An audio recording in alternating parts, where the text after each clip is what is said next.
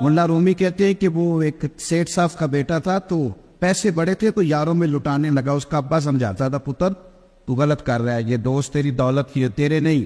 اس نے کہا نہیں ابا میرے ہی ہیں. بڑا سمجھایا پر باز نہ آیا. تو ایک دن باپ نے ارادہ کیا اس کے یہ شاید تجربے سے سمجھے گا.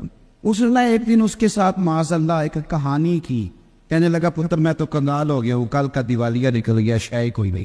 آج تو میرے پاس روٹی کھانے کے پیسے نہیں اور میں نے دوائی بھی کھانی ہے، جا کہیں سے ایک آنا لا کے دیں. اور کرے کیا کہہ رہا ہوں. اس نے کہا پتر دیوالیہ ہو گیا ہوں، کوئی شے نہیں، مہربانی کا ایک آنا کسی دوست سے ادھار لے آ. وہ گیا ایک دوست سے کہا یار ایک آنا دے دو. اس نے دے دیا. دوسرے دن پھر ابا نے کہا غریب لوگ پارک میں صرف پانی لینے جاتے تھے اور امیروں نے گھر میں کنویں کھدوا لیے ہوتے تھے. جو امیر ہوتے تھے ان کے سیل میں فیما ہوتا، عورتیں باہر نہ جائیں. ابا جی نے 4 پائی درخت کے نیچے کنویں کے ساتھ بچھائی ہوئی تھی. بیٹا آنا لے کے آیا، ابے نے کنویں پھینک دیا. اگلے دن پھر کہا ایک آنا لاؤ. پھر ایک دوست سے ادھار لایا، اس نے پھر کنویں بھی پھینک دیا. اب دوستوں کو نا 2-3 دن میں پتہ چل جاتا ہے کہ پیسے موک گئے. تو میں چونکہ مسافر ہوں تو میں بڑا کچھ سیکھتا ہوں. ایک ٹرک کے پیچھے ایک دفعہ لکھا ہوا تھا کہ پیسے موک گئے تو درجن روز گئے. یہ بھی ہوتا ہے. اب وہ پیسے ختم ہو گئے، دوستوں کو پتہ چل گیا، کنگال ہو گیا، روز روٹی کون کھلائے. اب وہ دوست جی چرانے لگے، اسے کہہ دو میں گھر نہیں. اب وہ بیچارہ پتہ تھا کہ اب تو یار میرے بات ہی نہیں سنتے. سویرے اٹھا، ابے نے شام کو آنا مانگنا ہے. سارا دن مزدوری کی، چھالے پڑ گئے، کبھی کام پہ گیا نہیں. اب شام کو لا کے ابا جی کے ہاتھ میں ایک آنا تھمایا تو ابا جی نے پھینکا کنویں میں. تو بیٹا چلایا، کہنے لگا ابا آپ کا دماغ تو نہیں چل گیا کہ عجیب آدمی ہو، میں روز آنا لا کے دیتا ہوں کنویں میں پھینک دیتے ہو. اس نے کہا پتر ادھر آ، میں تو کئی دنوں کا پھینک رہا ہوں پر آج تو یہ تکلیف کی ہوئی ہے. کتنے دنوں کا پھینک رہا ہوں؟ اس نے کہا تکلیف اس لیے ہوئی ہے کہ پہلے میں ادھار کے لاتا تھا، آج مزدوری کے ہیں. اس نے کہا بس پتر یہی سمجھانا تھا سیدھے سے لا. جب تیرا میں نے مزدوری کا ایک کانا ضائع کیا تو تجھے تکلیف ہوئی ہے، تو میری محنت کے تو روز ہی ضائع کرتا ہے تو مجھے بھی تکلیف ہوئی. سمجھ لیں اس بات کو. یہ بات لکھ کے ملا رومی کہتے ہیں یہ جو تو نماز نہیں نہ پڑھتا تو حضرت بلال کی محنت ضائع کر. یہ جو تو نماز نہیں نہ پڑھتا یہ تو جناب صدیق اکبر کی کوشش کو ضائع کرتا ہے. تو نے قدر ہی نہیں کی، اگر تو نے سمجھا ہی نہیں کہ کتنی محنت کی. وہ کہتے ہیں اگر دین کی قدر پوچھنی ہو نا تو کبھی مدینے جا اور سیدہ فاطمہ الزہرا کی قبر پہ کھڑے ہو کے پوچھ دین کتنا قیمتی ہے. پھر تو کبھی بھی نہیں کہے گا کہ مجھے ٹائم نہیں ملتا نماز کے. پھر تجھے سمجھ آئے. تو پیغام کو جب ایک امام صاحب، مسلم شریف کی حدیث ہے کہ امام صاحب نا لمبی نماز پڑھاتے. کچھ لوگوں نے نبی پاک علیہ السلام سے بارگاہ میں شکایت کی کہ حضور یہ لمبی نماز پڑھاتا ہے. تو سرکار دو عالم علیہ السلام نے جلال فرمایا. لفظ پتہ کیا ہے؟ حضور فرمانے لگے میں لوگوں کو دین کے قریب کرتا ہوں، تو دور کرتا ہے. اکیلے پڑھنی ہو تو مرضی کر، لیکن جب لوگوں کو پڑھانی ہو تو پھر تو معتدل رہ کے نماز پڑھا، اعتدال میں رہ. یہی کام پھر ہر دور میں ہمارے اولیاء نے کیا. دین ایک ہی ہے، کوئی نئی بات کسی صوفی نے نہیں کی. دور آیا حضرت عمر بن عبدالعزیز کا تو انہوں نے پھر کھل کے نبی پاک کے دین کو اس دور کے تقاضوں کے مطابق کام کیا.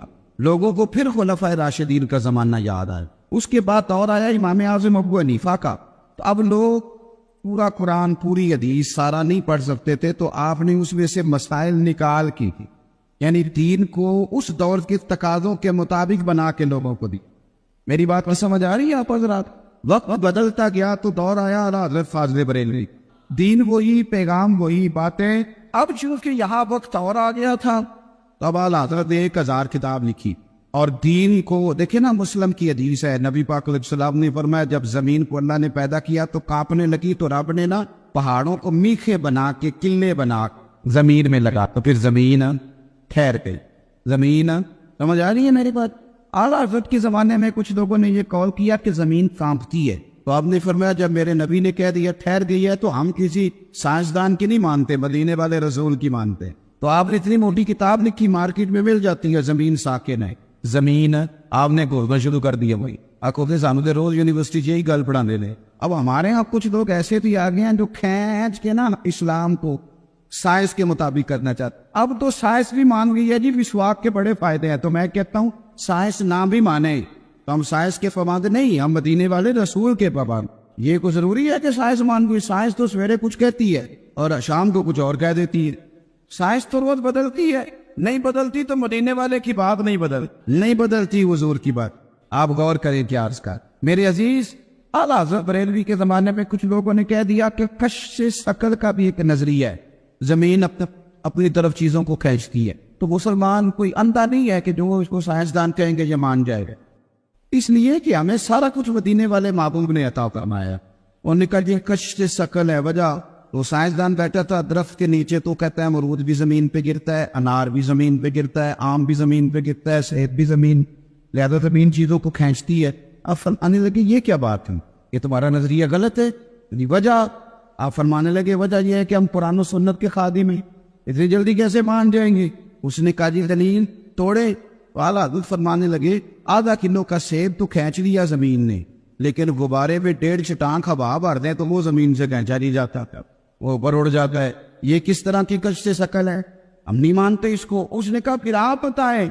تو اعلیٰ حضرت فرمانے لگے بتانے کی بات یہ ہے کہ زمین میں کشش کوئی نہیں، اصل بات یہ ہے کہ ہر چیز اپنی اصل کی طرف لوٹ جاتا ہے، ہر چیز اپنی سیب چونکہ زمین سے اگتا ہے تو زمین پہ گرتا ہے، آم چونکہ زمین سے اگتا ہے تو زمین پہ گرتا ہے، تو فرماتے ہیں ہوا کی اصل اوپر ہے، اس لیے ہوا بھر دے تو ہوا اس کو اوپر لے جاتی ہے۔ تو اصل بات کریں اس طرح اعلیٰ حضرت نے اس دور میں پائے جانے والے جتنے نظریات تھے، جتنے اعلیٰ حضرت نے اس پر باقاعدہ کتابیں لکھی۔ کچھ لوگ ایسے پیدا ہو گئے تھے جو قبروں کو سجدے کرنے لگ گئے تھا، اعلیٰ حضرت رحمۃ اللہ تعالیٰ نے فرمایا سجدہ ہر حال میں کسی غیر کے لیے کرنا حرام ہے، حرام ہے، حرام ہے، اور آخری جملہ اشد حرام ہے، اشد حرام۔ فرمایا سجدہ سوائے اللہ کو کسی کے لیے جائز دین وہی ہے، لیکن جہاں جس طرح کی قباحتیں آئیں اس طرح کا علاج بتایا۔ آپ فرماتے کہ قبر پر تم جاؤ گے تو 4 ہاتھ دور کھڑے رہ کے دعا مانگو۔ یہ میں بڑی ذمہ داری سے بات کہہ رہا ہوں، بڑی ذمہ داری سے۔ آپ کو بندہ کہتا ہے جی وہ فلانا بندہ ایسے کرتا ہے، تو ہم فلانے بندے کے کوئی ذمہ دار تو نہیں نا؟ میری بات کی سمجھ آ رہی؟ آپ کی اس مسجد میں نماز پڑھنے والا کوئی شخص معاذ اللہ مثال دے رہا ہوں، وہ جا کے کسی شخص کو معاذ اللہ ثم معاذ اللہ 2 ڈنڈے مار آتا ہے، تو کیا وہ یہ کہے گا کہ جمعے میں مولانا صاحب نے کہا تھا اس لیے مارے؟ یہ اس کا ساتھی فعل ہے، اس سے علامہ صاحب کا کوئی تعلق ہے؟ تو اگر کوئی بندہ آگے کہے جی وہ آپ کا ہے جی نمازی، تو یہ تو کوئی بات نہ ہوئی۔ اب جی وہ تو آپ کی جماعت کا ہے، تو ہماری جماعت میں کوئی بندہ غلط کام کرتا ہے تو ہمارا اس سے کوئی لینا دینا نہیں۔ یہ کیا مطلب ہے اس بات کا؟ آپ سمجھ لیں چیزوں کو۔ اعلیٰ حضرت فرماتے قبر پہ جاؤ تو 4 ہاتھ دور کھڑے رہو اور دعا مانگو۔ فرماتے قبر کو سجدہ حرام ہے، طواف کرنا قبر کا حرام ہے۔ فرماتے چومنے میں ہاتھ لگانے میں اختلاف ہے، پر فقیر کہتا ہے، اعلیٰ حضرت کہتے ہیں فقیر کہتا ہے چومنے سے بھی بچو۔ بلکہ کسی نے کہا میں مدینہ جا رہا ہوں تو حضور کے روزے کی جالیاں چوم لو، کیا جواب ہے؟ اور یہ جواب صرف اعلیٰ حضرت ہی دے سکتے ہیں۔ کہا حضور کی جالیاں چوم لوں؟ تو فرمانے لگے تیرا منہ اس قابل ہے کہ نبی پاک کی جالیوں کو لگائے؟ حرم کی زمین اور قدم رکھ کے چلنا، ارے سر کا موقع ہے ہو جانے والا، تیرا منہ اس قابل ہے تو حضور کی جالیوں کو لگائے؟ جتنی قباحتیں اس دور میں پائی جاتی تھی اعلیٰ حضرت نے ایک ایک پر کتاب لکھی، رسالے لکھی۔ کچھ لوگ بیچارے انہوں نے کہہ دیا حضور کو تو دیوار کے پیچھے کا علم دے، اور یہ بہت بڑا ظلم ہے، اس لیے کہ اللہ کہتا ہے وَعَلَّمَكَ مَا لَمْ تَكُنْ تَعْلَمْ، محبوب آپ جو نہیں جانتے تھے سارا ہم نے آپ کو سکھا دیا ہے۔ تو اعلیٰ حضرت نے مکے میں بخار کے عالم میں بیٹھ کر 8 گھنٹے کے اندر اندر اتنی موٹی کتاب لکھی، نبی پاک کے علم غیب کی شان، الطولۃ المکیہ۔ تو پھر کچھ لوگوں نے کہہ دیا جی معاذ اللہ تعالیٰ حضور تو کر کچھ نہیں سکتے، یعنی شیطان کو اختیار ہے کہ وہ نیتوں کو بھی جان لے، یعنی میں شیطان نہیں جان دیتا، انہوں کے لیے دسے انہوں علم غیب ہے، یعنی اس کا مان لے۔ اور نبی پاک کے بارے میں اگر کہہ دینا یعنی شیطان نے روک دیا، وہ دل تک آ گیا، یعنی رب کے دشمن کو طاقت ہے اور رب کے حبیب کو طاقت ہی کوئی نہیں۔ یہ عجیب فلسفہ ہے نا۔ تو اعلیٰ حضرت نے اس پر بھی پوری کتاب لکھی علم والولا، حضور کے اختیارات پر۔ تو جہاں جہاں اس بندے نے جو کوتاہی کی فاضل بریلوی نے اس زمانے میں اپنے دور میں، اور چونکہ یہی دور تھا کہ 100 سال ہوئے، تو وہ نکھلا ہوا دین اعلیٰ حضرت نے ہمیں عطا فرمایا۔ آج بھی ضرورت اس عمر کی ہے کہ میں دیکھوں میں دین کے کتنا کام آ سکتا ہوں۔ میں 24 گھنٹوں میں اپنے لیے بڑا کچھ کرتا ہوں، آپ بھی اپنے لیے بڑا کچھ کرتے ہیں، لیکن دین نبی دا وان یتیمہ رووے تے کرلاوے تے آکھے کتھوں لبا عمر بہادر جیڑا مینوں سینے لاوے، کیونکہ یہ دین کا کام یہ بہرحال مشکل ہے۔ تو ذرا اس دور کو یاد کریں، جب کوئی پھول لے کے نہیں کھڑا بلکہ ابو لہب ہاتھ میں روڑے لے کے کھڑا ہے، اور میرے نبی پاک صلی اللہ علیہ وسلم عکاظ کی منڈی لگی ہے، منڈی، اور 2-4 لوگوں کو روک کے فرما دیں ادھر آؤ میری بات سنو، میں اللہ کا رسول ہوں، اور لا الہ الا اللہ تفلحوا، قولوا لا الہ الا اللہ تفلحوا، کہو اللہ کے سوا کوئی معبود نہیں، فلاح پا جائے۔ اور جب حضور یہ بات کرتے ہیں تو معاذ اللہ ابو لہب پتھر برساتا ہے، اور معاذ اللہ استغفر اللہ نقل کفر نہ باشد کہتا ہے میرے بھتیجے کی بات نہ سننا، یہ تو معاذ اللہ دیوانہ ہو گیا۔ اس کیفیت میں بھی سرکار رکتے نہیں، بلکہ حضور منڈیوں میں بھی جاتے ہیں، گلیوں میں بھی جاتے ہیں، باتیں بھی کرتے ہیں۔ جب مکے والوں پر تبلیغ کی، ان لوگوں نے اس کو اس ذوق سے قبول نہ کیا جس ذوق سے کرنا چاہیے تھا، تو کسی جگہ آپ سرکار کو معاذ اللہ کوئی ایسی بات کرتے نہیں دیکھیں گے کہ جس میں یہ پریشانی ہو کہ اب یہ مان نہیں گئے، بلکہ میرے رسول پاک طائف تشریف لے گئے، آگے بڑھتے کسی اور کو پیغام دیتے، اور اس پیغام مصطفیٰ میں سرکار اس قدر زیادہ ذوق سے کام کرتے تھے کہ حضور طائف گئے تو طائف والوں نے پتھر مارے۔ یار میں کہہ دیتا ہوں آپ سن لیتے، کبھی غور کیا بھلا میں کیا کہہ رہا ہوں؟ یعنی ان لوگوں نے پتھر مارے، کیا کیا؟ بڑا سخت قسم کا داماد بھی ہو تو پھر بھی بیٹی کو پتھر نہیں مارتا، لیکن وہ خالی باتیں بھی کر دے تو بیٹی کا باپ بیچارہ ساری رات سو نہیں سکتا۔ انہوں نے جو باتیں کی وہ بھی کتابوں میں موجود ہے، بڑے سخت لفظ ہیں، ہم بیان نہیں کر سکتے، لیکن روڑے ہی مارے، اور اس زور کے ساتھ مارے۔ اس زور سے ایک ہوتا ہے پتھر کو مارنا، اور ایک ہوتا ہے نشانہ باندھ کے اس تکلیف کے ساتھ مارنا کہ سرکار کے وجود سے خون نکل آیا۔ اب سرکار ایک باغ میں بیٹھے، پانی وانی پلایا، حضرت زید بن حارثہ عرض کرتے ہیں حضور ان کے لیے دعا کر دے، یہ غرق ہو جائیں، 2 پتھروں میں رکھ کے اللہ انہیں مسل دے۔ تو نبی پاک نے کیا دعا فرمائی، اور میں ہاتھ اٹھائے دے، زید بن حارثہ کہتے ہیں میرا خیال تھا آج یہ تباہ ہو جائیں گے، لیکن حضور نے دعا کیا کی، اللہم اہد قومی فإنہم لا یعلمون، کہا اللہ میری قوم کو ہدایت دے دے، انہیں پتہ ہی کوئی نہیں یہ کیا کر رہے ہیں۔ تو حضرت زید بن حارثہ نے کہا حضور آپ نے ان کے لیے دعا کیوں نہیں کی، یہ تباہ ہو جاتے۔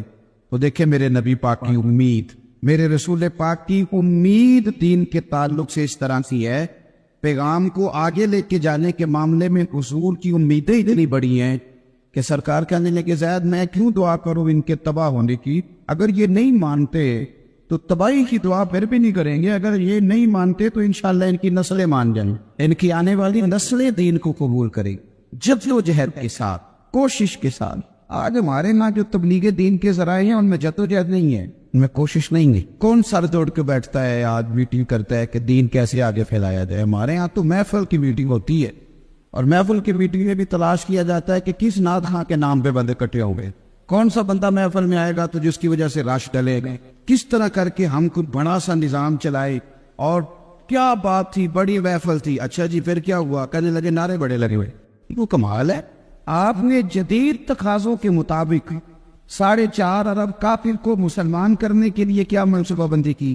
وہ تو ایک مسلمان جا کے کسی گاؤں میں بیٹھتا تھا تو سارے کا سارا گاؤں، سارے کا سارا شہر مسلمان کر لیتا تھا، اور ہم تو یہاں 22 کروڑ مسلمان ہیں، اور اتنے سارے عیسائی ہیں وہ ہم سے مسلمان ہی نہیں ہو رہے، اتنے سارے عیسائی ہیں پاکستان میں، اس لیے کہ ہمارا وہ ذوق نہیں، ہماری وہ طبیعت نہیں۔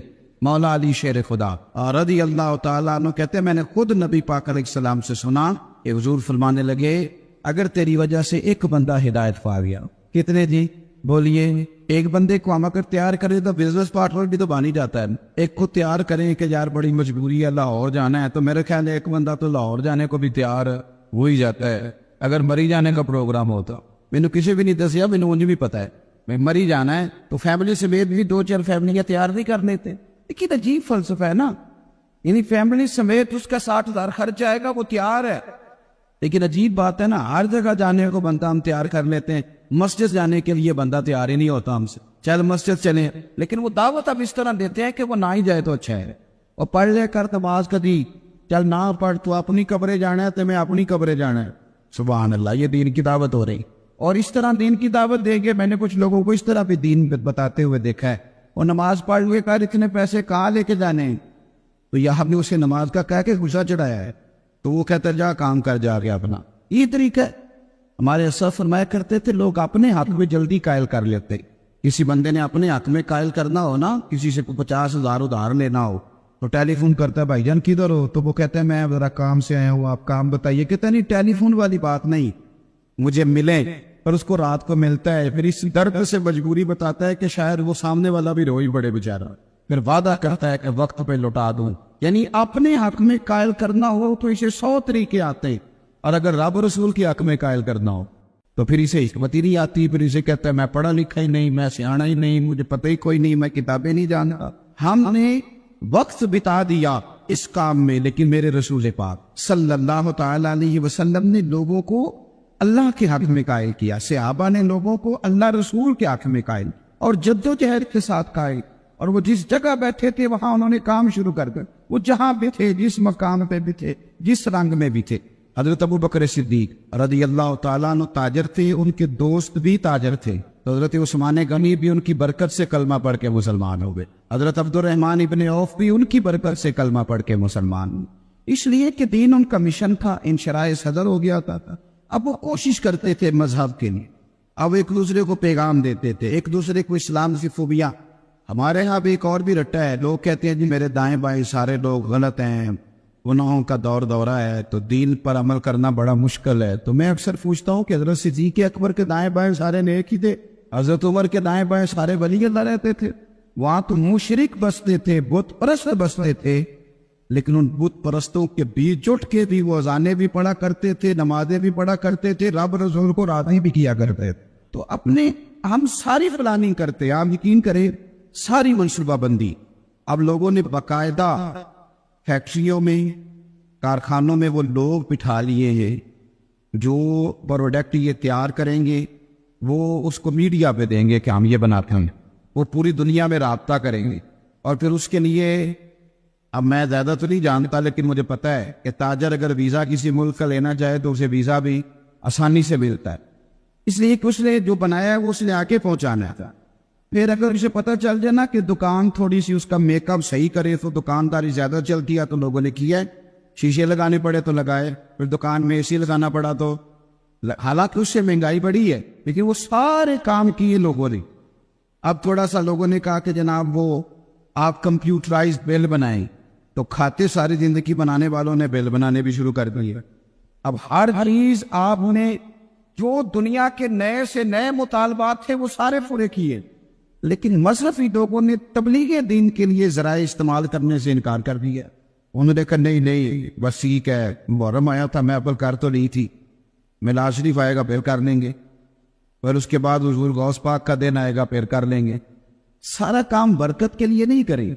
آپ یہ دیکھیں کہ کون سا ذریعہ کس وقت مؤثر ہے، اس ذرائع کے مطابق دین کو آپ لے کے چلے۔ نبی پاک صلی اللہ علیہ وسلم کو نا اپنے دین سے بڑا ہی پیار ہے۔ حضور نا، آپ پڑھے کبھی بخاری شریف، اور جس طرح میں بات کر رہا ہوں، جہاں میں آپ کو لے جانا چاہ رہا ہوں وہاں جانے کی کوشش کریں۔ حضرت عائشہ صدیقہ کہتی ہے کہ جس نے بڑی بھی تکلیف دی نبی پاک نے کبھی اس پر غصہ نہیں کیا، یعنی حضور کی بیٹی سیدہ زینب کو تکلیف دینے والا بندہ بھی آیا چہرے پہ نقاب ڈال کے، تو کہا حضور مجھے بھی معاف کر دیں گے؟ تو نبی پاک نے فرمایا بیٹیاں بھولا نہیں کرتی، پر تو کلمہ پڑھ، میں تجھے بھی معاف کرنے کو تیار۔ یعنی ذات یہ نہیں ہے، کبھی ناراضگی نہیں، غصہ نہیں، کچھ نہیں۔ لیکن سیدہ عائشہ صدیقہ رضی اللہ تعالیٰ عنہ فرماتی ہیں جب کوئی دین کی حد توڑتا، وہ دین اسے حضور نے لوگوں تک پہنچایا، جب کوئی اس کی مخالفت کرتا، حدود توڑتا، فرماتی ہے پھر میں نبی پاک کو جلال میں دیکھتی، پھر حضور غصہ فرمایا، پھر جلال کر۔ ایک چیز آپ نے بڑے پریم سے بنائی ہو نا، مولانا رومی نے ایک مثال لکھی ہے، وہ کہتے ہیں کہ ایک سیٹھ صاحب کا بیٹا نا پیسے اڑانے لگ گیا تھا۔ سیٹھوں کے بیٹے زیادہ کامیاب نہیں ہوتے، مزدوروں کے بیٹے سیٹھ بن جاتے ہیں، اور سیٹھوں کے بیٹے کئی دفعہ ہر چیز گھر میں ملتی ہے نا۔ ایک میرا اور بھی چھوٹا سا تجزیہ، آپ اختلاف کر سکتے ہیں اس لیے کہ یہ میری ذاتی بات، ایک میرا تجزیہ اور بھی ہے۔ مزدوروں کے بچے پڑھ جاتے، جن کے گھر میں سہولتیں زیادہ ہوتی ہیں وہ پڑھتے ہیں۔ ایک تو انہیں یہ پتا ہوتا ہے کہ میرے ابا کا چلتا چلاتا کاروبار ہے، وہ سیدھا سیدھا میں ہی گدی نشین ہوں، ہے نا جی، سیدھا سیدھا۔ اور آپ کو پتا ہے گدی نشینی بھی اب بڑی عام چیز ہے، سیاست میں بھی گدی نشینی، تجارت میں بھی گدی نشینی، پیری مریدی میں بھی۔ توجہ ہے نا میری بات پر؟ ایک شخص نے ایک دفعہ بڑی اچھی بات کی، اس نے کہا کہ پائلٹ کبھی مر جائے نا تو اس کا بیٹا بڑا سیانا بھی ہو پر پائلٹ نہ ہو، تو ساری دنیا میں کہنا اسے بٹھا دو، تھوڑا سا جہاز چلائے گا۔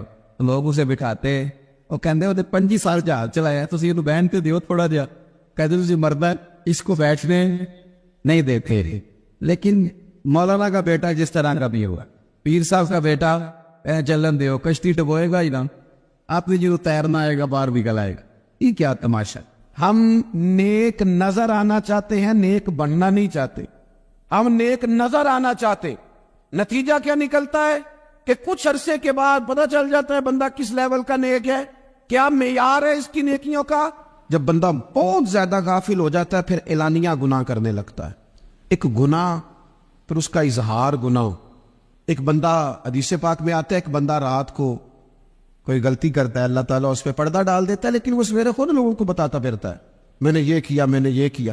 جب آپ اظہار گناہ کرتے ہیں نا تو سامنے والا بھی دلیر ہوتا ہے، کہتا ہے اس نے کیا میں کر لوں گا تو پھر کیا ہوا.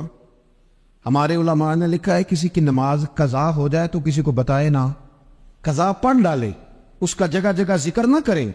جب آپ کہیں گے نا میری قضا ہو گئی تو آپ کے ساتھ رہنے والا بچہ دوست سمجھے گا یار اس کی قضا ہو گئی یا تو میری بھی ہو جائے گی تو کیا ہو. گناہ کرنا بھی گناہ ہے اور گناہ کا اظہار بھی گناہ ہے. نبی اکرم صلی اللہ تعالی علیہ وآلہ وسلم نے ارشاد فرمایا میری ساری امت کو معافی مل جائے گی سوائے ان لوگوں کے جو اعلانیہ گناہ کرتے. یہ بخاری مسلم دونوں میں حدیث موجود ہے. جو اعلانیہ گناہ، جنہوں نے خود ساری دنیا کو گواہ بنا لیا میں نے یہ بھی جرم کیا، یہ بھی کیا، یہ بھی کیا، یہ بھی کیا، خود انہوں نے لوگوں کے بہت بڑے غافل آدمی کی علامت ہے کہ گناہ کرے اور پھر اوپر سے اعلانیہ گناہ کرے، اتنا بڑا جرم کرے. پھر چوتھی علامت اگر ہم دیکھنا چاہیں کہ ہم غافل تو نہیں، تو غافل بندے کی چوتھی علامت یہ ہوتی ہے کہ وہ فضول کاموں میں وقت بڑا ضائع کرتا ہے. فضولیات میں ادھر بیٹھے ہیں ادھر بیٹھے ہیں، یہاں گپ شپ ہو رہی ہے، وہاں موبائل دیکھا جا رہا ہے، پھر کچھ ٹائم ملا ہے تو پھر کہیں دور دراز کسی ہوٹل پہ کھانا کھانے چلے گئے، پھر کچھ ٹائم ملا تو چلو نکلتے ہیں ذرا کوئی ہفتہ سیر کر آتے، یہاں گپ شپ ہے، فلاں کو ڈسکس کر لیتے ہیں، فلاں کے بارے میں بات کر لیتے ہیں، سیاسی تبصرے کر لیتے ہیں، یہ تھوڑی گفتگو ہو جاتی، چلے محلے داروں پہ تبصرہ شروع کرتے ہیں، کون روٹی زیادہ کھا رہا ہے اور کس کے پاس پیسے زیادہ آ گئے، چلو جا کے پتہ کرتے ہیں. حالانکہ یہ پتہ نہیں کرنا چاہیے تھا، پتہ تو اس کا کرنا چاہیے تھا جو بیچارہ کل سے بھوکا ہے. خبر تو اس کی رکھنی چاہیے تھی جس بیچارے کے گھر میں بچوں کے لیے پہننے کو کپڑے موجود نہیں ہیں. اس پر تبصرہ یہ کرتے ہیں کہ یہ محنت کیوں نہیں کرتے، اور اگر کسی پر اللہ عطا کر دے پھر حساب ضرور لگاتے ہیں کہ ذرا معلومات کرو یہ اتنی جلدی آگے کیسے نکل گئے. غافل بندے کی علامت ہے وقت کا ضائع کرنا اور فضول کاموں میں ضائع کرنا اور بلا وجہ ضائع اور ایسے سوالات کرنا جن کی ضرورت ہی کوئی نہیں، بالکل ضرورت ہی نہیں، کوئی مطلب بھی نہیں. لیکن ہم لوگ وقت ضائع، یہ غفلت کی علامت. غفلت اللہ والوں کی علامت کیا تھی؟ ایک بات انہوں نے زندگی میں لے لی، سیکھ لی، پھر ساری زندگی اسی پہ گزار دی. ان کا ارادہ تھا نا کشکول سیدھا کیا. کچھ لوگ ساری زندگی لیکچر قبول لے کے سن کے پھر بھی سمجھنے کو تیار. یہ غافل دل کی علامت ہے. اس لیے نبی پاک صلی اللہ تعالی علیہ وسلم نے فرمایا دو نعمتیں ایسی ہیں جن میں اکثر لوگ غفلت میں ہیں، ایک صحت اور دوسری فراغت.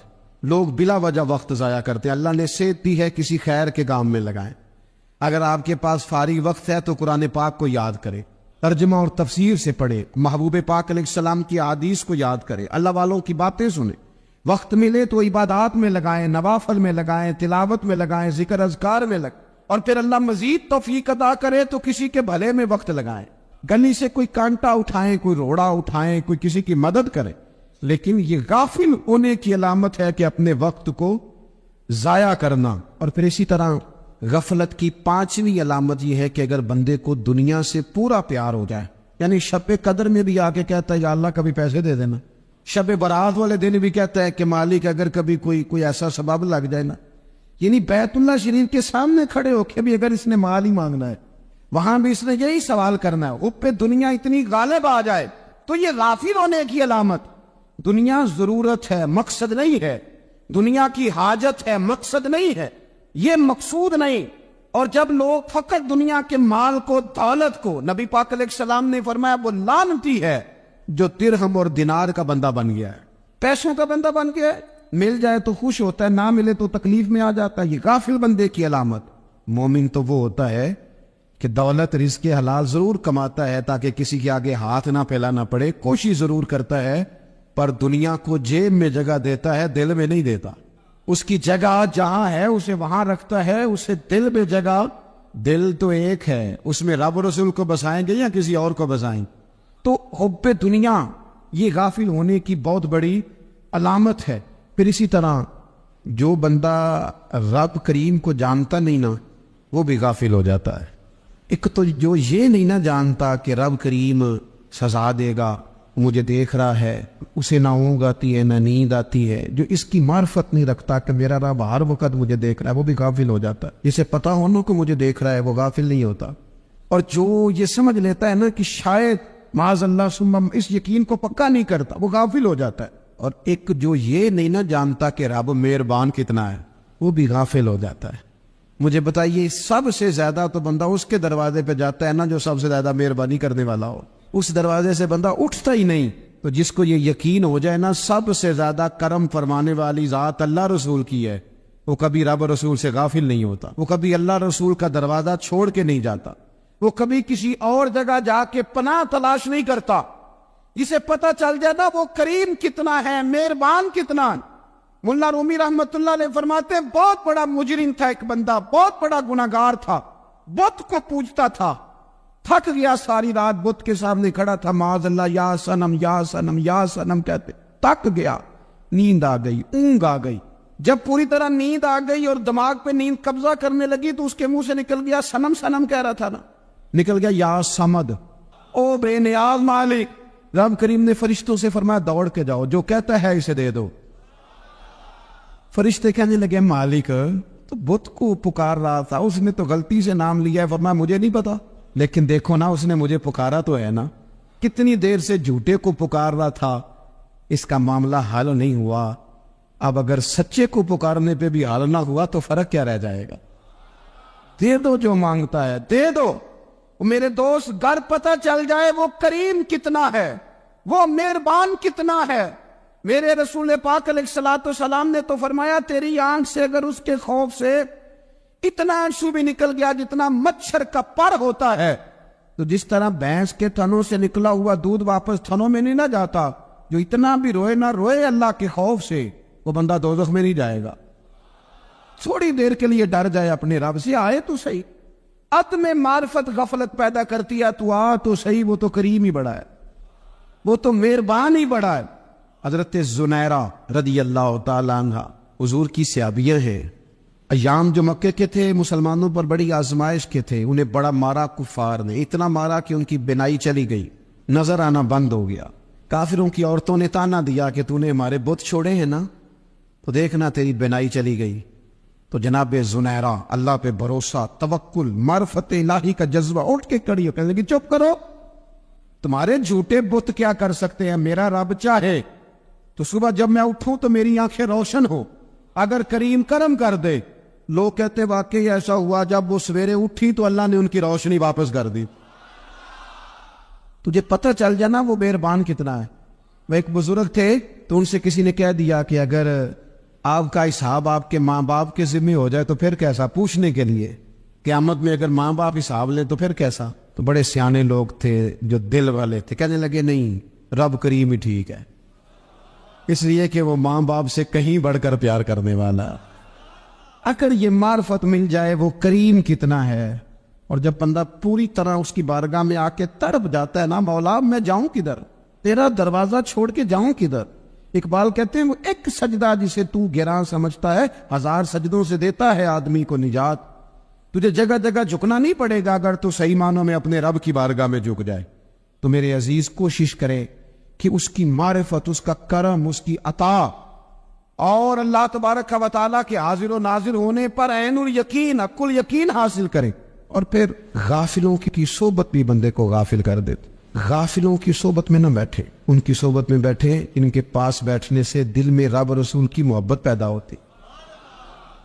غافلوں سے بچے. چنگیاں دے لڑ لگی ساں تے چولی چ پھل پئے، تے جدوں میں پیڑیاں دے سنگ رل گئی تے میرے اگلے بھی ڈول گئے. برے آدمی کی صحبت بندے کو غافل کر دے. غافلوں کی صحبت میں کبھی نہ بیٹھے، کبھی نہیں. غافل آدمی آپ کو غافل کر دے گا. میرے نبی پاک علیہ الصلوۃ والسلام نے فرمایا انسان اپنے دوست کے مذہب پر ہوتا ہے. یہ بہت بڑے لفظ ہیں. فرمایا المرء علی دین خلیلہ، انسان اپنے دوست کے مذہب پر ہوتا ہے. تو دیکھ تو نے دوست کس کو بنایا ہے. جو تیرے دوست کا مذہب ہوگا وہی تیرا ہو جائے گا. ہم نے دوست بنایا نا غوث پاک جیلانی کو،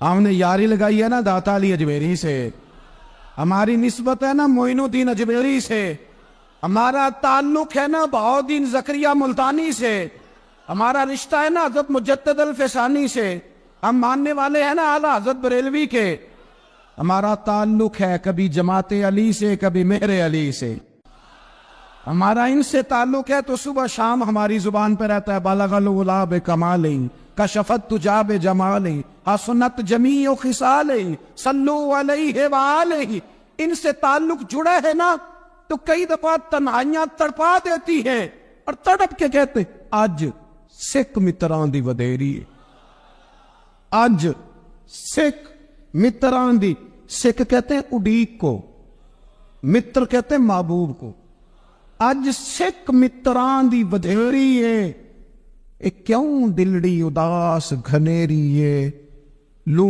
لو وچ شوق چنگیری ہے، اج نینا لائیاں کیوں جھڑیاں، سبحان اللہ سبحان اللہ سبحان اللہ۔ پہلے کہتے ہیں سکھ متران دی ودھیری ہے یعنی اداس ہو، پھر حضور کے جلووں پہ نظر کرتے ہیں، کہتے ہیں سبحان اللہ سبحان اللہ، ما اجمل کا ما احسن کا ما اکمل کا، اور پھر فوراً کہنے لگے او کتھے مہر علی، او کتھے مہر علی، کتھے مہر علی، کتھے تیری سنا، اب دیکھو مشتاق اکھیں کتھے جاڑیاں، بالغ العلا بے کمال کشفت تجا بے، اور میرے اعلیٰ حضرت کہنے لگے سرور کہوں کہ مالک و مولا کہوں، باغ خلیل کا گلے زیبا کہوں تجھے، تیرے تو وصف عیب تناہی سے ہیں بری،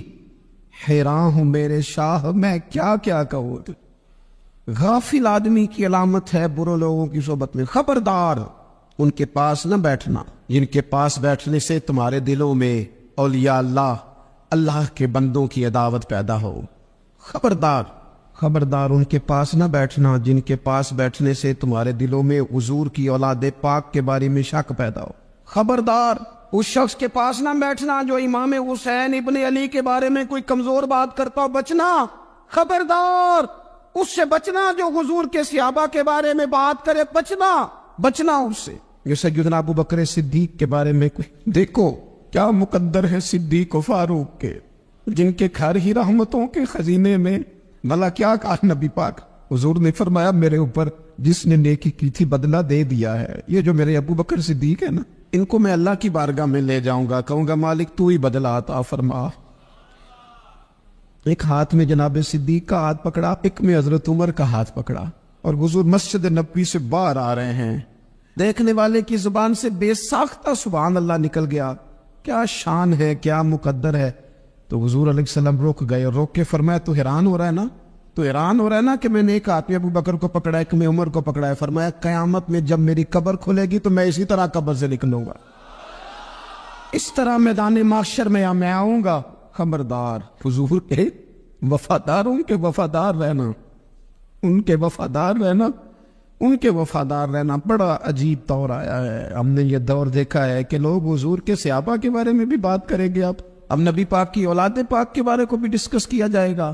اپنا منہ تو دیکھ، اپنی حیثیت دیکھ، اور پھر وہ بندے دیکھ جن کو اللہ نے چن کے اپنے محبوب کی غلامی کے لیے حضور کے قریب بٹھایا ہے، تو بچنا ایسے لوگوں سے، پرہیز کرنا، خبردار عقیدہ ستھرا رکھنا، عقیدہ ستھرا رکھنا، صاف رہنا، پاکیزہ رہنا، غافلوں کی صحبت سے بچنا۔ بڑا ڈرتے ہیں اللہ سے، دعائیں مانگتے ہیں یا اللہ نسلوں میں بھی وہی بندے پیدا فرما جو عقیدے پکے رکھنے والے ہیں، وہ بندے پیدا فرما ہماری نسلوں میں۔ ایک وہ بندہ بھی غافل ہو جاتا ہے جو امیدیں لمبی لگا لیتا ہے، جن کے منصوبوں میں دولت بھی ہوتی ہے، گھر بھی ہوتا ہے، اولاد کا بڑا ہونا بھی ہوتا ہے، پوتے پوتیاں نواسے نواسیاں دیکھنا بھی ہوتا ہے، یہاں بھی گھر وہاں بھی گھر، یہ سیر، یہ سارا کچھ ہوتا ہے، لیکن رب کی بارگاہ میں پیش ہونا جن کے پیش نظر نہیں ہوتا، لمبی امیدیں۔ حضرت مولا علی شیر خدا فرمایا کرتے تھے میں تم پر دو باتوں کا خوف کھاتا ہوں، جو ڈر آتا ہے، ایک یہ کہ تم خواہش کی پیروی کرو گے، جو نفس کی خواہش ہوگی اس کے پیچھے لگ جاؤ گے، اور ایک کہ تم لمبی لمبی امیدیں باندھو گے، اتنے سال جینا ہے، اتنے 100 سال جینا، یہ کرنا ہے وہ کرنا ہے۔ منصوبہ بندی کریں مستقبل کے لیے، وہ بری نہیں، لیکن تیاری رکھیں، اس بات کا بھی خیال رکھیں کہ اللہ کی بارگاہ میں حاضر ہونا۔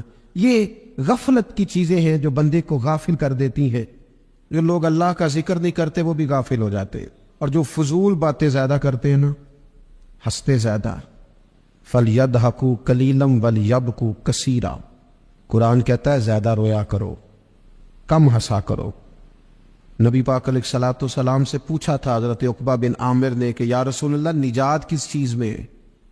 تو نبی پاک علیہ الصلوۃ والسلام نے فرمایا ایک تو اپنی زبان قابو میں رکھو، دوسرا فرمایا اپنے گھر میں ٹھہرے رہو، تمہارا گھر تمہارے لیے کافی ہو، فضول نہ نکلو گھر سے، اور تیسرا فرمایا اپنی خطاؤں پہ رویا کرو۔ کثرت کلام اور فضول کلام اور بلا وجہ یہ بندے کو غافل کرتا ہے، دل کو سخت کرتا ہے۔ یہ چند چیزیں ہیں جو انسان کو غفلت میں ڈالتی۔ اپنے آپ کو ان چیزوں سے بچائیں اور غفلت کو توڑیں۔ آپ کے ذمے، میرے ذمے جو حقوق العباد ہیں ان کا پتہ کریں، جو اللہ رسول کے حقوق ہیں ان کی خبر دیکھیں، ہماری جو ذمہ داریاں ہیں ہم کس طرح انجام دے رہے ہیں اس پر توجہ کریں، اپنے معاملات کو ٹھیک کریں۔ ہم انسان ہیں، کوتاہیاں تو رہ جائیں گی، لیکن جب کوشش کریں گے تو پھر رب تعالیٰ مدد بھی فرمائے گا۔ ایک بات اور کرنی ہے، ایک تو میں نے عرض کیا غفلت کو توڑنا، ایک دوسری بات قرآن مجید کا ایک سبق اور، جب غفلت توڑنی ہے تو پھر لازمی طور پر ایک کام کرنا پڑے گا۔ میں نے یہ عرض کیا تھا کہ پلاننگ نہیں کرنی، فیصلہ کرنا ہے۔ تو فیصلہ کرنا ہے تو کرنا کیا ہے؟ پھر قرآن حکیم نے سورہ بقرہ میں کہا فاستبقوا الخیرات، یعنی تم نیکیوں کی طرف دوڑو، جلدی جلدی نیکیاں کرو، فٹافٹ، دیر نہ کرو۔ فٹافٹ سے مراد یہ نہیں کہ نیکی جلدی جلدی کر جاؤ، یعنی ٹال مٹول نہ کرو خیر کے کام میں، کل کریں گے، پرسوں کریں گے، عمرہ کر رہے ہیں پھر نیکی ہیں، حج کر رہے ہیں پھر نیکی ہیں، بچے بیال ہوں پھر میں نیک ہوں۔ یہ تھوڑا سا یہ کام ٹال مٹ، فاستبقوا الخیرات، نیکیوں کی طرف دوڑو، جلدی کرو، بھاگو۔ نبی پاک صلی اللہ تعالی علیہ وسلم نے فرمایا 5 چیزوں سے پہلے غنیمت جانو۔ حضور علیہ الصلوۃ والسلام فرمانے لگے ایک تو تم جوانی کو نہ بڑھاپا آنے سے پہلے غنیمت سمجھ لو۔ نبی کریم صلی اللہ تعالی علیہ وآلہ وسلم ارشاد فرمانے لگے کہ اپنی صحت کو غنیمت جان لو بیماری آنے سے پہلے۔ پھر حضور علیہ الصلوۃ والسلام فرمانے لگے اگر اللہ نے تمہیں مال دیا ہے، وسعت دی ہے، تو نیکی کر لو، خرچ کر لو اللہ کے راستے، خدا نہ خواستہ تم پر غریبی آ جائے۔ اور پھر حضور سید عالم صلی اللہ تعالی علیہ وسلم فرمانے لگے اگر تمہیں اللہ نے کچھ فراغت دی ہے، بہت زیادہ مصروف نہیں ہو، تو غنیمت جان لو، جلدی سے نیکی کر لو قبل اس کے کہ تم مشغول ہو جاؤ۔ اور 5ویں بات حضور نے بیان کی، فرمایا زندگی کو غنیمت جانو، موت آنے سے پہلے جلدی سے نیکی کر لو۔ نیکی کے لیے ساری زندگی منصوبہ بندی نہ کرتے رہو، نیکی کے لیے دیکھو نا، ہماری زندگی میں یہاں دنیا میں رہ کے چند منٹوں میں وہ نیکی کی جا سکتی ہے جو قیامت کے بعد صدیوں کا ہمارا فائدہ کرے، صدیوں کا فائدہ کرے۔ کرتے نہیں، پلاننگ کر رہے ہیں، منصوبہ بندی کر رہے ہیں، بس تیاری کر رہے ہیں، بس حضرت آپ دعا کر دے، اللہ تعالیٰ دعائیں بھی قبول فرمانے والا ہے۔ لیکن جو نیکی نصیب ہوتی ہے اسے جلدی سے کر گزرے، اسے فٹافٹ کرے۔ میں ایک گاؤں میں گیا، اب تو خیر وہ دور نہیں رہا، یہ 10-15 سال 20 سال پہلے نا جو نوجوانوں کی مصروفیات ہوتی تھیں ان میں سے ایک مصروفیت یہ ہوتی تھی کہ گندم لے کے چکی پہ جانا ہے، آٹا پسوا کے لانا ہے۔ یہ ایک بڑی، چونکہ سبھی گھروں کے اندر سال کے لیے گندم سٹاک کر لی جاتی تھی، تو گندم لے کے جانا یہ ایک ڈیوٹی ہوتی تھی۔ ایک نوجوان ایک گاؤں میں، اس کی مجھے تعریف سننے کو ملی، تو ایک بوڑھی اماں کہنے لگی یہ تو بڑا نصیباں ہے، سارے دا آٹا پہ آلے ہوندا ہے، اور آتے جاتے پوچھ لیتا ہے کہ اماں کوئی، کہنے لگی میرے بچے باہر ہوتے ہیں، یہ مجھے دوائی بھی لا دیتا ہے شوگر کی، میں مریضہ ہوں۔ یعنی خیر جتنی ہو سکے جتنی۔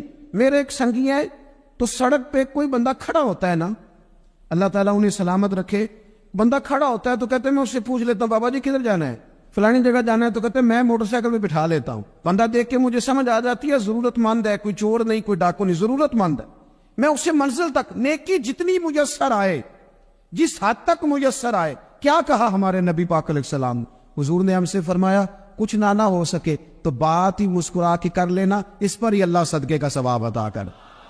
فاستبقوا الخیرات، جلدی سے نیکی کر لو، اپنے نامہ اعمال میں روز نیکیاں جمع کرو، کوئی نہ کوئی خیر کا کام روز کرو اور جلدی سے کرو۔ صحیح مسلم میں حدیث ہے، نبی پاک صلی اللہ تعالی علیہ وسلم فرمانے لگے جلدی جلدی نیکی کے کام کر لو ان فتنوں سے پہلے جو اندھیری رات کے حصوں کی طرح فتنے ہوں گے۔ فرمایا اس وقت حال یہ ہوگا کہ آدمی صبح مومن ہوگا، شام کو کافر ہو جائے گا، شام کو مومن ہوگا تو صبح کافر ہو جائے گا، اور فرمایا لوگ دنیا کے بدلے اپنا دین تک بیچ ڈالیں گے۔ معاذ اللہ جھوٹی قسمیں نہیں کھائی جاتی، جھوٹا قرآن مجید نہیں لوگ اٹھا لیتے۔ لوگ دنیا کے لیے دین بیچ ڈالیں گے، اس سے پہلے جب فتنے اتنے زیادہ ہو جائیں، اس سے پہلے نیکی کر لو، کوئی خیر کا کام کر لو، جلدی سے کچھ ایسا کر لو۔ حضرت عقبہ بن حارث رضی اللہ تعالیٰ عنہ فرماتے ہیں، یہ دیکھیں ہمارے نبی پاک علیہ السلام کی سیرت کیا ہے، حضور کا اسوہ کیا ہے، نبی پاک علیہ السلام ہماری تربیت کس طرح کرتے۔ حضرت عقبہ بن حارث رضی اللہ تعالیٰ عنہ کہتے ہیں، ہم نے نبی پاک علیہ السلام کے ساتھ عصر کی نماز پڑھی، یہ صحیح بخاری میں موجود ہے۔ فرماتے حضور سلام پھیرتے ہی فوراً اٹھ کے گھر تشریف لے گئے۔ یہ ہمارے لیے انوکھی بات تھی، غیر متوقع تھی، پہلے کبھی ایسا ہوا نہیں۔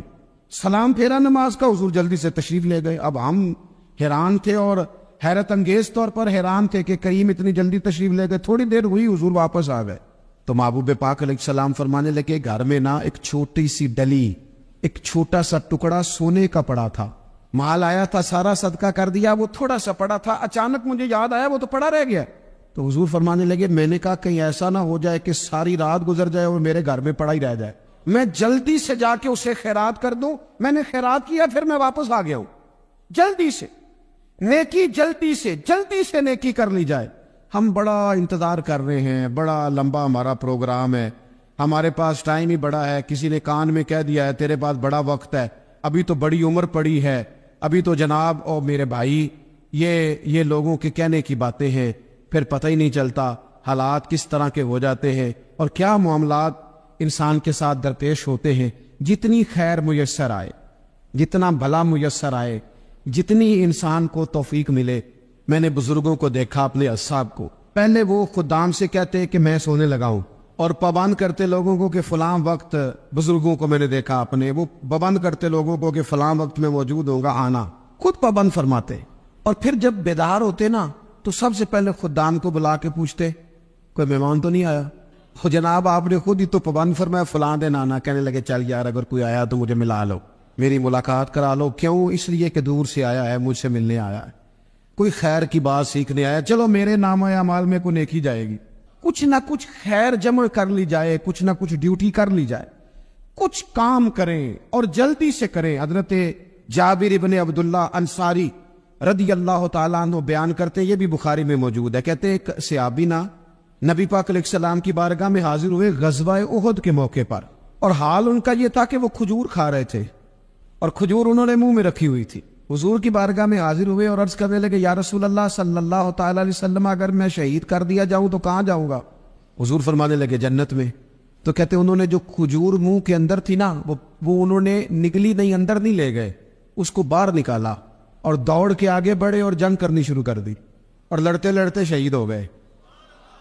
کیا سبق دیا انہوں نے؟ سبق یہ دیا کہ نیکی کرنے میں اتنی دیر بھی نہیں کرنی جتنی کھجور کھانے میں دیر لگتی ہے۔ جلدی سے نیکی کرنی ہے، فٹافٹ نیکی کرنی، اس کے اندر ٹال مٹول نہیں کرنا۔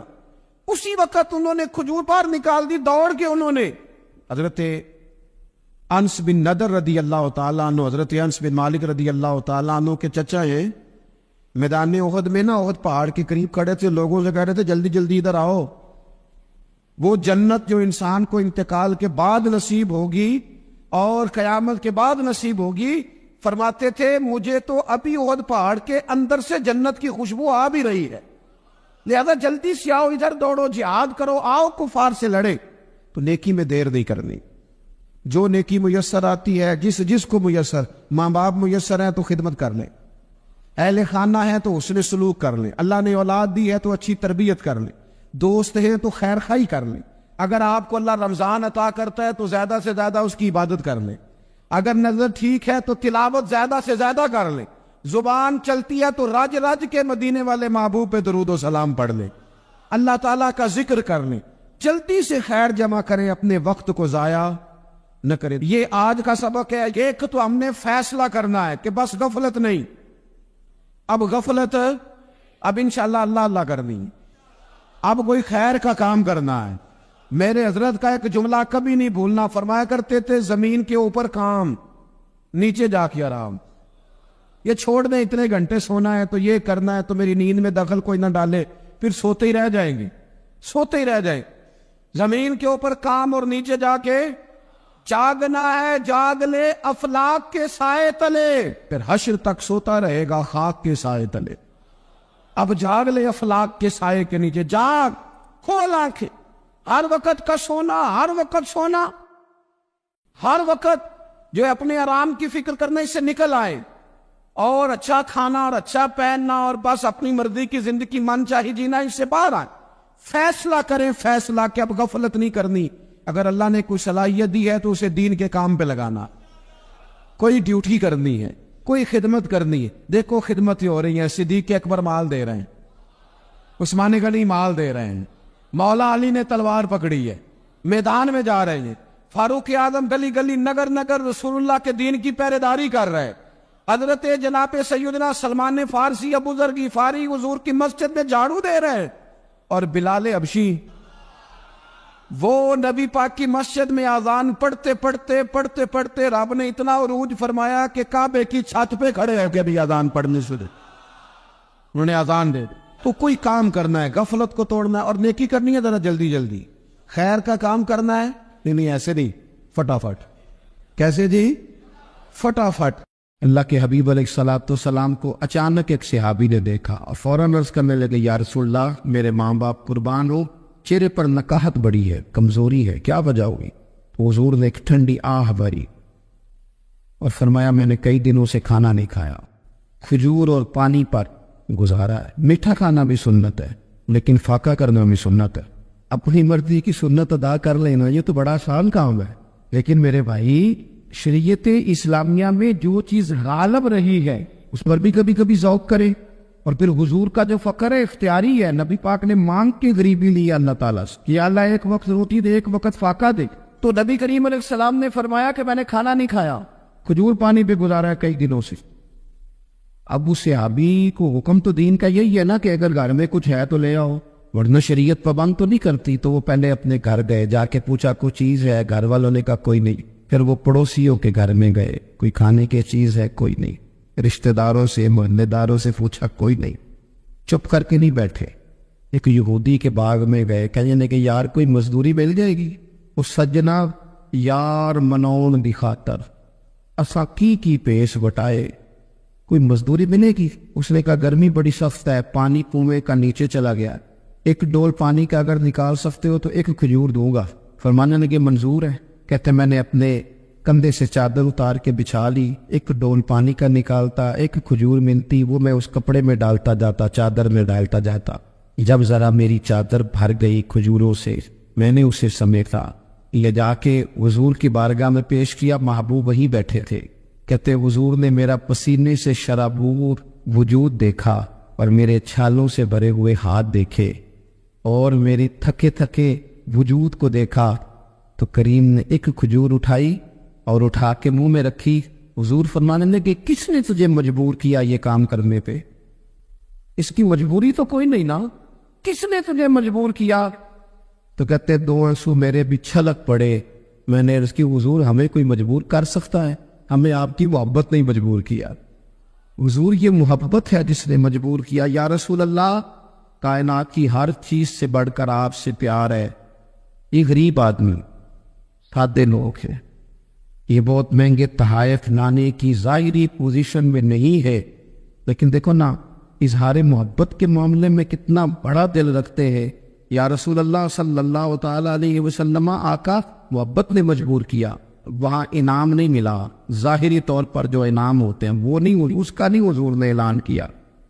حضور فرمانے لگے سن پھر، اگر تو مجھ سے محبت کرتا ہے تو فقر و فاقے کی تیاری کر، مصیبت کے لیے تیاری کر۔ اگر جو مجھ سے محبت کرتا ہے اس کی طرف تو مصیبتیں دوڑ کے آیا کرتی، پھر تو تیاری رکھ، پھر تو سہنا سیکھ، پھر دل بڑا کر، کشادہ کر، پھر دیکھ تجھے آزمائشیں آئیں گی، زخم پہ زخم کھا کے جی، خونے جگر کے گھونٹ پی، آہل کر اب لبوں کو سی، یہ عشق ہے کو دل لگی نہیں۔ یہ کوئی ایسے تھوڑی ہے کہ تیری دل لگی تھی اور تو دو باتیں کار سن کے تو چلا گیا، یہ عشق ہے کوئی دل لگی نہیں۔ تو حضور کو جس انداز میں صحابہ نے چاہا، جس طرح انہوں نے نبی پاک سے محبت کی، اپنی ساری توجہات کا مرکز ذات رسالت کو بنایا، حضور کی رضا کو ہر معاملے میں مقدم جانا ہماری ذمہ داریاں ہیں کہ ہم بھی اپنے محبوب کے لیے اپنے جذبات کو کشادہ کریں، اپنے دل میں وہ ساری باتیں پیدا کریں جس کی بنیاد پر ہمارا بھی ایمانی رشتہ نبی کریم سے مضبوط ہو سکے۔ حضرت ابو بصیر رضی اللہ تعالیٰ عنہ، نبی پاک صلی اللہ علیہ وسلم نے طے کر لیا کفار کے ساتھ حدیبیہ کی جنگ ہوئی تو فرمایا اگر کوئی مسلمان مکے چلا جائے گا تو کافر کہنے لگے ہم واپس نہیں کریں گے، اور اگر کوئی کلمہ پڑھنے والا ستایا ہوا مسلمان مدینے آئے گا تو مسلمانوں کو واپس کرنا پڑے گا۔ مسلمان اپنا بندہ نہیں رکھ سکتا، اور مسلمانوں کا کچھ شخص غلطی سے بھی مکے چلا گیا تو مکے والے واپس نہیں کریں گے۔ حضرت ابو بصیر رضی اللہ تعالیٰ عنہ صحابی تھے، باپ نے، بھائی نے، محلے والوں نے قید کیا ہوا تھا کلمہ پڑھنے کی وجہ سے، کسی طریقے سے جیل توڑ کے دوڑے مدینے پہنچے۔ کہتے ہیں رستے میں کسی آدمی کے ساتھ گھوڑے پہ کچھ دیر بیٹھا، پھر پیدل چلا۔ صحابہ کہتے ہیں اتنا دردناک منظر بڑا کم ہم نے دیکھا۔ ابو بصیر جس گلی سے گزرتے وہاں خون پھیل جائے، ان کی ٹانگیں خون سے کچتی، وہ زنجیریں بندھی ہوئی، در رسول پہ حضور میں بھاگ کے آیا ہوں۔ کہتے ابھی نبی پاک صلی اللہ علیہ وسلم ان کی بات سن ہی رہے تھے کہ پیچھے سے قریش کے 2 سپاہی بھی آ گئے، کہنے لگے یہ بھاگ کے آیا ہے اور آپ کا وعدہ تھا کہ آپ واپس کریں گے۔ چشم زدن میں ذرا سوچنا، چشم زدن میں تھوڑی دیر کے لیے غور کرنا کہ ہمیں ہمارا استاد، ہمارا پیر دھتکار دے کہ جا دوڑ جا، تو کہتے ہیں بسم اللہ جناب یہ جا رہے ہیں۔ ایمان کی پختگی دیکھیں، اس نے تو ہمیں نکال ہی دیا جی، وہ کیسا بندہ ہے، یا تو کسی کے یہاں کوئی فاتحہ پڑھنے نہ جائے تو لوگ بگڑ جاتے ہیں۔ کہتے ہیں اس نے سلام بھی نہیں، فاتحہ نہیں پڑھی، بس ختم، اس کو احساس ہی نہیں۔ حضرت سیدنا ابو بصیر سامنے کھڑے، سامنے 2 سپاہی آ گئے، ذرا دیکھیے ایمان کی پختگی، ایمان، یقین اور استقامت۔ امام بیکی نے دلائل کے اندر لکھا ہے، فرماتے ہیں نبی کریم صلی اللہ علیہ وسلم نے ان کی طرف دیکھا تو حضور کی مقدس آنکھیں آنسوؤں سے بھر گئی۔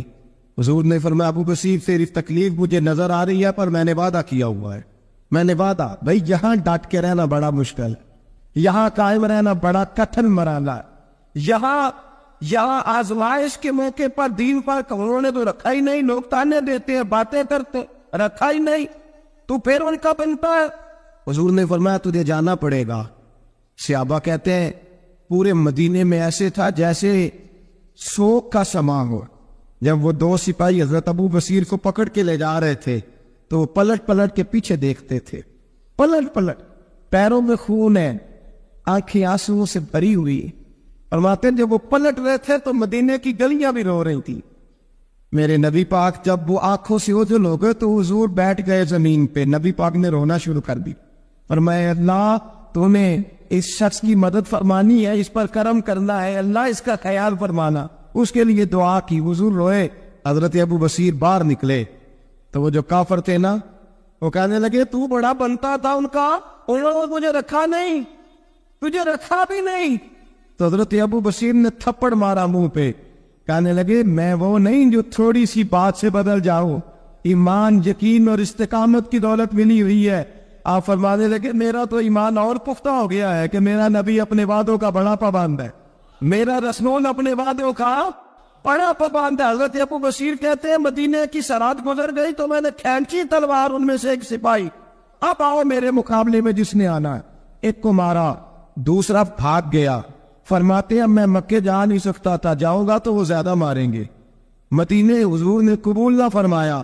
فرماتے ہیں ایک جنگل میں جا کے العیس نام کی ایک بستی تھی، وہاں ڈیرا لگا لیا، دریا کے کنارے، پانی پی لیتا، پتے کھا لیتا، تن تندور ڈالدا بالن تے اسی آوا نال تپایا، کپ کپ مکیاں پیڑے کیتے تے اتو صبر پلے تھلایا، تن دی آنڈی تے من دا سالن اتے لون صبر دا پایا، غلام فریدا وے میں ساری تیری، غلام فریدا وے میں ساری تیری، تینوں اجے یقین نہیں آیا۔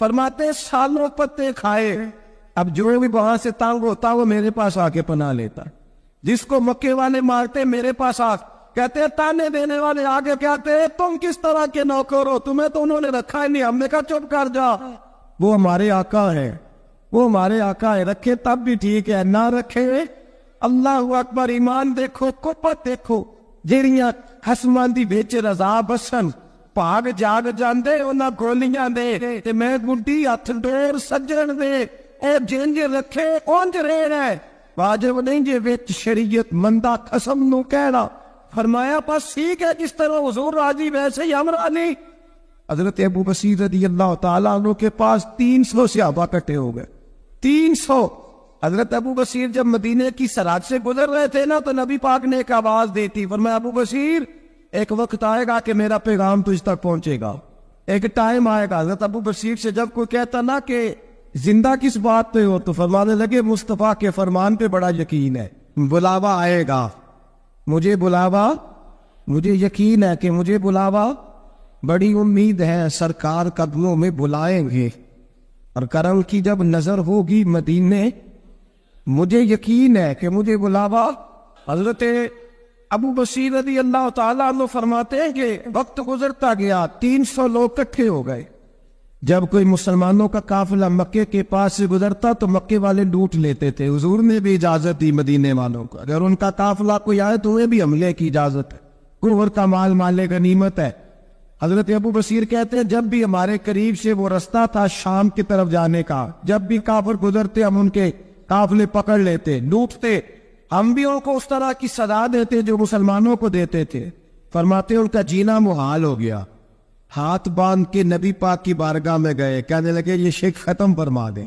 اور آپ ان کو بلا لیں حضرت ابو بصیر فرماتے ہیں میں بوڑھا آدمی تھا دن بھر میں کام کرتا محنت کرتا اس علاقے میں کھیتی باڑی کرتا جب رات ہوتی تو میں کسی پہاڑ کے ٹیلے پہ بیٹھتا اور مدینے کی جانب منہ کر لیتا اور میں انتظار کرتا بلاوا کب آئے گا کب حضور کا پیغام آئے گا میں انتظار کرتا حضرت ابو بصیر رضی اللہ تعالیٰ عنہ بیمار ہو گئے شدید بیمار سخت بیمار تھے تو قریش نے شرک ختم کی حضرت ابو ہریرہ کہتے ہیں نبی پاک نے 2 صحابہ کو رکا دیا فرمایا جاؤ اسے جا کے کہو آ جائے اسے کہو آ جائے صحابہ کہتے ہیں ہم پہنچے تو ان کا آخری وقت چل رہا تھا آخری ہجکیاں تھی ایمان اور یقین دیکھو آخری ہجکیاں لوگ کہتے ہیں ابو بصیر وقت آ گیا وہ کہتے ہیں نہیں ابھی وقت نہیں آیا وقت تب آئے گا جب نبی پاک کا بلاوا آئے گا حضور کا وعدہ تھا وقت تب آئے گا جب میرے نبی کا بلاوا آئے گا بھی بلاوا نہیں آیا تو ابو بصیر کا وقت بھی نہیں آیا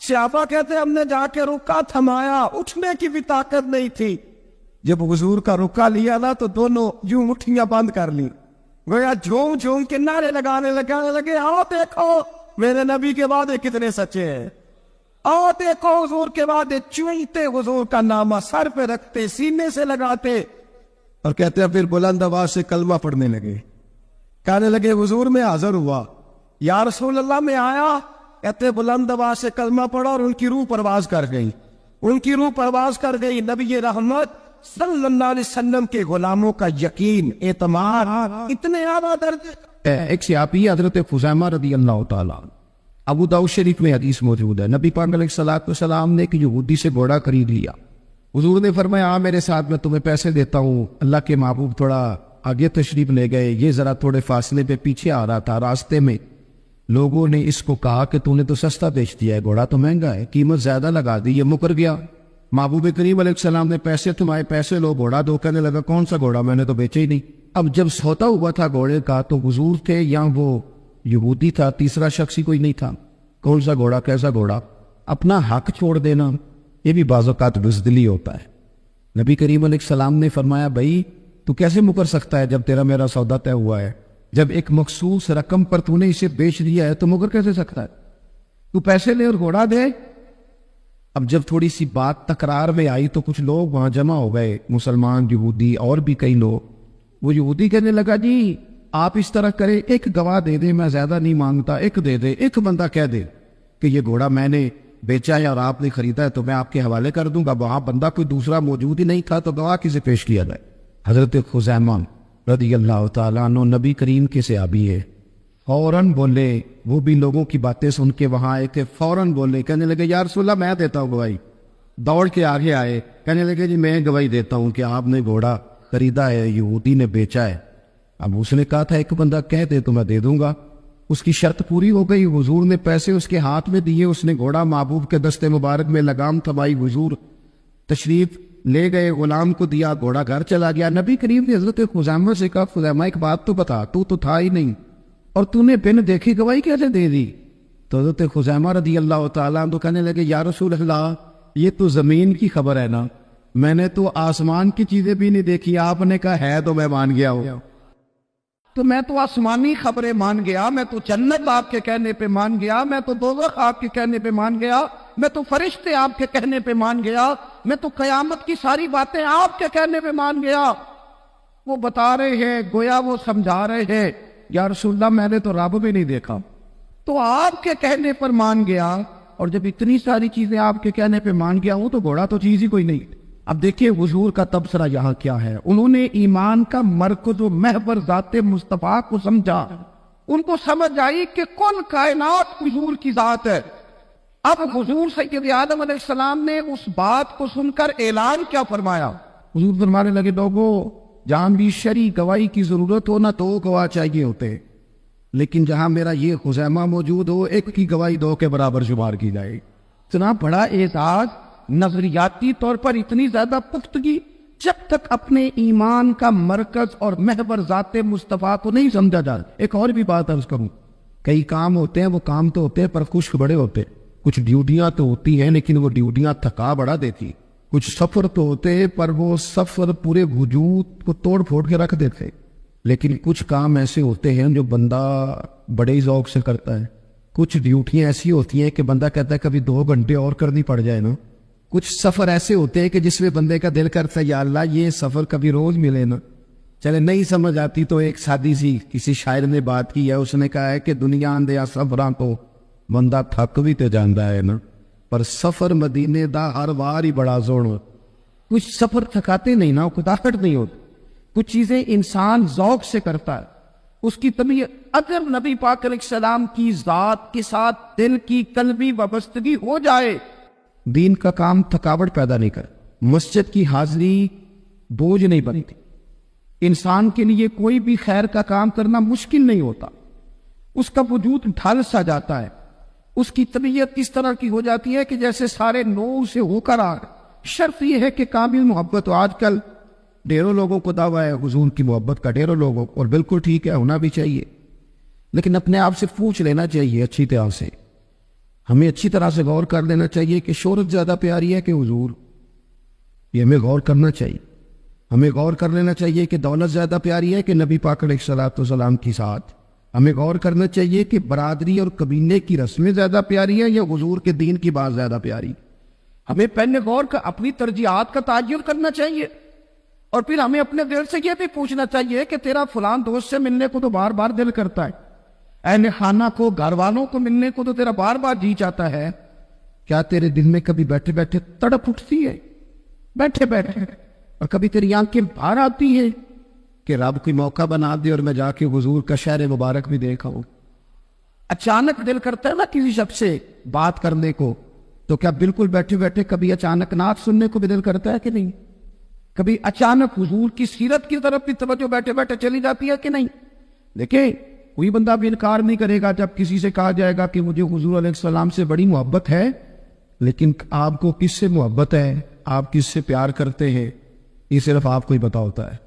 میں کس سے محبت کرتا ہوں، میرے دل میں کس بندے کے لیے کتنی گنجائش ہے، یہ سامنے والا نہیں ماپ سکتا، یہ صرف میں ہی ماپ سکتا ہوں، کیونکہ دل جو میرا ہے، یہ باطنی کیفیات میری ہے۔ ہم روز نعرے لگائیں، روز زور شور سے نعرے لگائیں، لوگ سن کے کہیں کہ بڑا پیار کرتا ہے یہ حضور سے، لیکن یہ ہمیں پتا ہے ہماری قلبی واردات کیا ہے، ہمیں خبر ہے۔ دیکھیں نا صحابہ سچے لوگ تھے، حضرت عمر رضی اللہ تعالیٰ عنہ حضور کی بارگاہ میں حاضر ہے تو عرض کی یا رسول اللہ صلی اللہ تعالیٰ علیہ وسلم، مجھے آپ ہر چیز سے زیادہ پیارے ہیں، لیکن حضور مجھے لگتا ہے مجھے اپنی جان آپ سے زیادہ پیاری ہے۔ سچ بولنا ہے نا، میرا دعویٰ نہیں کرنا، بات کو کھول کر بیان کر کے واضح کر کے بیان کرنا۔ یا رسول اللہ صلی اللہ تعالیٰ علیہ وسلم، مجھے محسوس ہوتا ہے مجھے اپنی جان آپ سے زیادہ پیاری ہے، تو حضور نے ان کے دل پر ہاتھ رکھ کے فرمایا عمر ابھی ایمان نہیں مکمل ہوا۔ تو حضور کے دست پاک کا فیض آیا کہ حضرت عمر اسی وقت بول پڑے، عرض کرنے لگے حضور آپ حکم کریں، میں جان بھی قربان کرنے کو تیار۔ اپنے آپ سے بات کرے، اپنے اوپر تھوڑی توجہ دے، دوسروں کو تبلیغ کرتے، دوسروں کو واز کرتے، دوسروں کو نصیحت کرتے، دوسروں کو سمجھاتے، تو بڑا وقت گزر گیا۔ اب تھوڑا سا نا اعلیٰ حضرت رحمۃ اللہ علیہ سے لوگوں نے کہا واز کہے، تو فرمانے لگے ابھی تو میں اپنے نفس کو نہیں واز کہہ سکا، اپنے آپ سے میں ابھی گفتگو نہیں کر سکا، تقریر نہیں کر سکا، تو لوگوں کو کیا واز کروں۔ ہم تھوڑا سا نا اپنے اوپر توجہ دیں۔ حضور کی محبت کا جو ذوق صحابہ کے ہاں ہے، آج بڑے سارے لوگ نہیں ہیں جو بچ بچ کے بات کرتے ہیں، بچ بچ کے۔ میں تو اپنے زمانے میں دیکھتا ہوں کہ سیاسی لیڈروں کے نعرے لگاتے وقت لوگوں کو کوئی کسی قسم کی آر محسوس نہیں ہوتی۔ وہ گاڑی جو کبھی کسی غریب کے ہاسپٹل جانے کے کام نہیں آئی، سیاسی لیڈر کا جلسہ ہو تو وہ بھی گاڑی اندر سے نکل آتی ہے، اور اس پر 10 بندے چڑھ جائیں تو ٹوٹنے کا بھی کوئی خطرہ محسوس نہیں ہوتا۔ لیکن وہ لوگ جو اتنا تگڑا کر کے اپنے لیڈر کا نعرہ لگا رہے تھے، انہیں چاہیے تو نا کہ اس سے کئی 100 گنا پڑھ کے ان کی زبانوں پہ حضور کے تذکرے جاری ہوتے، اور ان کی زبانیں پوری طرح تر ہوتی درود و سلام سے۔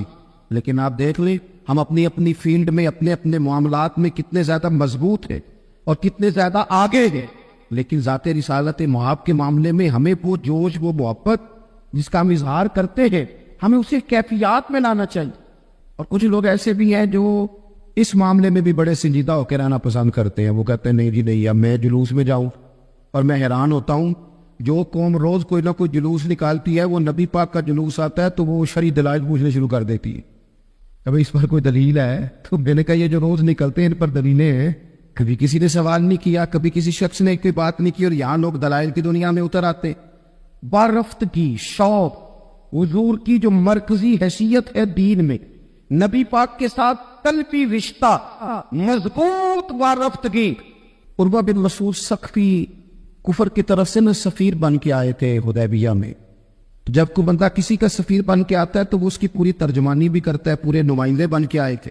یہاں کچھ وقت انہوں نے حضور کے صحابہ کے ساتھ گزارا اور واپس گئے، تو جا کے کہنے لگے لوگوں میں سفیر آدمی ہوں، میں نے کافی ساری دنیا دیکھی ہے۔ سفیر جو ہوتے ہیں نا مختلف ممالک میں تعینات، وہ مختلف تہذیبوں کو دیکھتے، مختلف حکومتوں کو دیکھتے ہیں، مختلف نظریات کا مطالعہ کرتے۔ کہنے لگے میں مختلف قسم کے لوگوں کو دیکھ کے آیا ہوں، کیسر و کسرا کے بڑے بڑے دربار میں نے دیکھے، اور عرب کے اندر کچھ ایسے لوگ بھی تھے اس دنیا میں کہ جو اپنے آپ کو سجدہ کرواتے۔ معاذن کہا میں نے بڑے بڑے دربار دیکھے ہیں، لیکن میں عجیب رنگ دیکھ کے آیا ہوں رسول پاک کے غلاموں کا حضور کے ساتھ۔ یعنی حضور سجدہ کرنے سے منع کرتے ہیں، لباس سادہ پہنتے ہیں، کوئی بڑا تخت نہیں لگاتے، کوئی بڑا نبی پاک محل نہیں بناتے، حضور زمین پر تشریف فرما ہے وہی وضو کرتے، اور کسی کو حضور رغبت بھی نہیں دیتے یہ کام کرنے کی۔ لیکن باوجود اس کے جو وہاں کیفیت عروہ بن مسعود نے دیکھی وہ صحیح بخاری میں موجود ہے۔ کہنے لگے میں عجیب نظارہ دیکھ کے آیا ہوں کہ حضور بلغم شریف اپنے ناک سے نکالتے ہیں۔ بلغم ماں بڑا پیار کرتی ہے نا بچے سے، تو اس کی ناک سے یا گلے سے کبھی بلغم نکل آئے تو اماں نا ایسے ایسے ادھر منہ کر کے پھینکتی ہے، ایسے کر کے پھینکتی ہے، کبھی نکالنی بھی پڑ جائے۔ صحیح کہہ رہا ہوں میں؟ لیکن یہ دیکھیں، اور یہ ان لوگوں کی بات ہے جو عام لوگ نہیں، یہ عروہ جمیع صحابہ کی بات کر رہے ہیں۔ اور یہ بندے کون ہیں؟ حضرت ابو بکر صدیق جیسے سمجھدار لوگ، حضرت عمر جیسے لاکھوں مربع میل کی حکومتیں چلانے والے لوگ، حضرت عثمان غنی کی طرح کے لوگ جو جس کاروبار میں بھی ہاتھ ڈالتے ہیں 4 چاند لگا دیتے، حضرت مولا علی شیر خدا جیسے علم و حکمت اور دانائی والے لوگ، یہ کیا کرتے؟ عروہ کہنے لگے کہ نبی پاک کے ناک مبارک سے بلغم نکلتی ہے تو اپنے چہروں پہ مال لیتے ہیں یار، اور یہ صحیح بخاری میں موجود ہے، وہ اپنے جسموں پہ ملتے ہیں۔ اور کہنے لگے جب وہ وضو کرتے ہیں نا حضور، تو وہ جو وضو کا بچا ہوا پانی ہے اس کے لیے ان کے جذبات اس طرح کے ہیں کہ لگتا ہے وہ لڑ پڑیں گے آپس میں، وہ لڑیں گے کہ یہ قطرہ مجھے چاہیے، یہ حضور کے مقدس جسم سے لگا ہوا ہے۔ اور میرے امام کو تو پھر بات کیا نہیں آتی ہے نا، اعلیٰ حضرت فرماتے جو حضور کے قدموں سے لگ کے دھون بن جائے نا وہ تو آب حیات ہوتا ہے، وہ پی لینے والے تو مرتے ہی نہیں، وہ لوگ تو باطنی طور پر ہمیشہ زندہ رہتے ہیں۔ کہتے ہیں جس کے قدموں کا دھون ہے آب حیات ہے، وہ جانے مسیحا ہمارا نبی، اور جس کی 2 بوند ہے کوثر و سلسبیل ہے، وہ رحمت کا دریا۔ عروہ کہنے لگا وہ تو لڑ پڑیں گے۔ اور تیسرا عروہ کہنے لگا میں نے عجیب منظر وہاں دیکھا ہے کہ حضور کوئی حکم کرتے ہیں تو ہر بندہ پہل کرتا ہے، جلدی کرتا ہے حکم ماننے، تیزی دکھاتا ہے۔ اور تیسرا میں نے یہ دیکھا ہے جب حضور گفتگو کرتے ہیں تو ان پر اس طرح کا روب طاری ہوتا ہے کہ وہ تو نظر بھر کے حضور کا چہرہ بھی نہیں دیکھ. کہنے لگا یہ کیفیات میں ان لوگوں کی دیکھ کے آیا ہوں جو اپنے حبیب سے اتنی محبت کرتے ہیں. وہ کبھی بھی حضور کے دین کا جھنڈا نیچے نہیں آنے دے, وہ کبھی بھی کسی کفر کی نفاق کی سازش کو آگے نہیں بڑھنے دیں گے. تو کافر تو کل بھی اس بات کا اظہار کر رہا تھا کہ ہمیں جو ڈر لگتا ہے مسلمانوں سے, وہ اس بات سے لگتا ہے یہ اپنے نبی کے ساتھ بڑے جڑے ہوئے, ان کا رشتہ حضور کے ساتھ بڑا مضبوط ہے. اور امت سوال جواب کر رہی ہے, امت ترازو لے کے بیٹھی ہے کہ اتنا علم تھا معاذ اللہ اور اتنا نہیں تھا, یہ کر سکتے تھے اور یہ نہیں کر سکتے. ان کو یہ کہنا چاہیے اور یہ نہیں کہنا چاہیے. وہ یہ تو ہمارے بزرگ پرانا فیصلہ کر گئے. وہ کہتے ہیں بعد از خدا بزرگ تو ہی قصہ مختصر, اور حضور رب کے بعد سب سے بڑے ہیں, یہی مختصر قصہ ہے. تو حضور سید عالم کے ساتھ جو قلبی وابستگی ہے, نبی کریم علیہ السلام نا مدینہ شریف میں جب ہجرت کر کے تشریف لے گئے تھے تو حضرت ابو ایوب انصاری رضی اللہ تعالیٰ عنہ کے گھر میں حضور نے قیام فرمایا تھا. ہمارے پاس بہت ساری چیزیں ایسی ہوتی ہیں جن کی طلب بڑی ہوتی ہے, لیکن جب وہ حاصل ہو جاتی ہیں پھر ان کی طلب نہیں رہتی. ایک چیز آپ کے پاس ہمیشہ رہنے لگ جاتی ہے, پھر اس کے ادب اداب زیادہ نہیں رہتے. یہ ایک مزاج ہے. عام آدمی, چلے میں اپنی بات بتاتا ہوں آپ کو, عام آدمی جو ہوتا ہے نا وہ قرآن شریف کے غلاف کو بھی چومتا ہے, پھر قرآن پاک کو بھی چومتا ہے, پھر وہ بڑے احترام سے کھول کے رکھتا ہے. لیکن ہمارے مدارس میں جو حافظ ہوتے ہیں وہ نہیں زیادہ چومتے, ان کے پاس رہتا ہے نا ہر وقت, وہ لا کے رکھتے, ادب کرتے ہیں, کوئی بے ادبی نہیں کرتے, اللہ معاف کرے. لیکن جس طرح سے عام آدمی اس کو بار بار چومتا ہے یا ذوق کا اظہار کرتا ہے, دیکھیں حافظ بیچ بیچ میں سے ناراض ہونے لگ گیا مجھ سے. آپ ناراض نہ ہو, لیکن چلو بات کر تو لینے دو نا جو ٹھیک ہے, وہ کر تو لینے دو. یہ ہوتا ہے بعض اوقات, جو چیز بالکل قریب آ جاتی ہے نا, یعنی ایک چیز آپ کا مقصود ہے اور اگر وہ مقصود مل گیا تو وہ جو درویش نے کہا تھا نا کہ یہی بہتر ہے کہ پردوں میں وہ پردہ پوش رہے, اس کی بھی بڑی حکمتیں ہوتی ہیں. اس لیے کہ جو تڑپ, ملنے کی تڑپ کی جو لذت ہے وہ کئی دفعہ وصال کی لذت نہیں ہوتی. تو یہی بہتر ہے کہ پردوں میں وہ پردہ پوش رہے, اور وہ اگر پردے ہٹا دے تو پھر کسے ہوش رہے.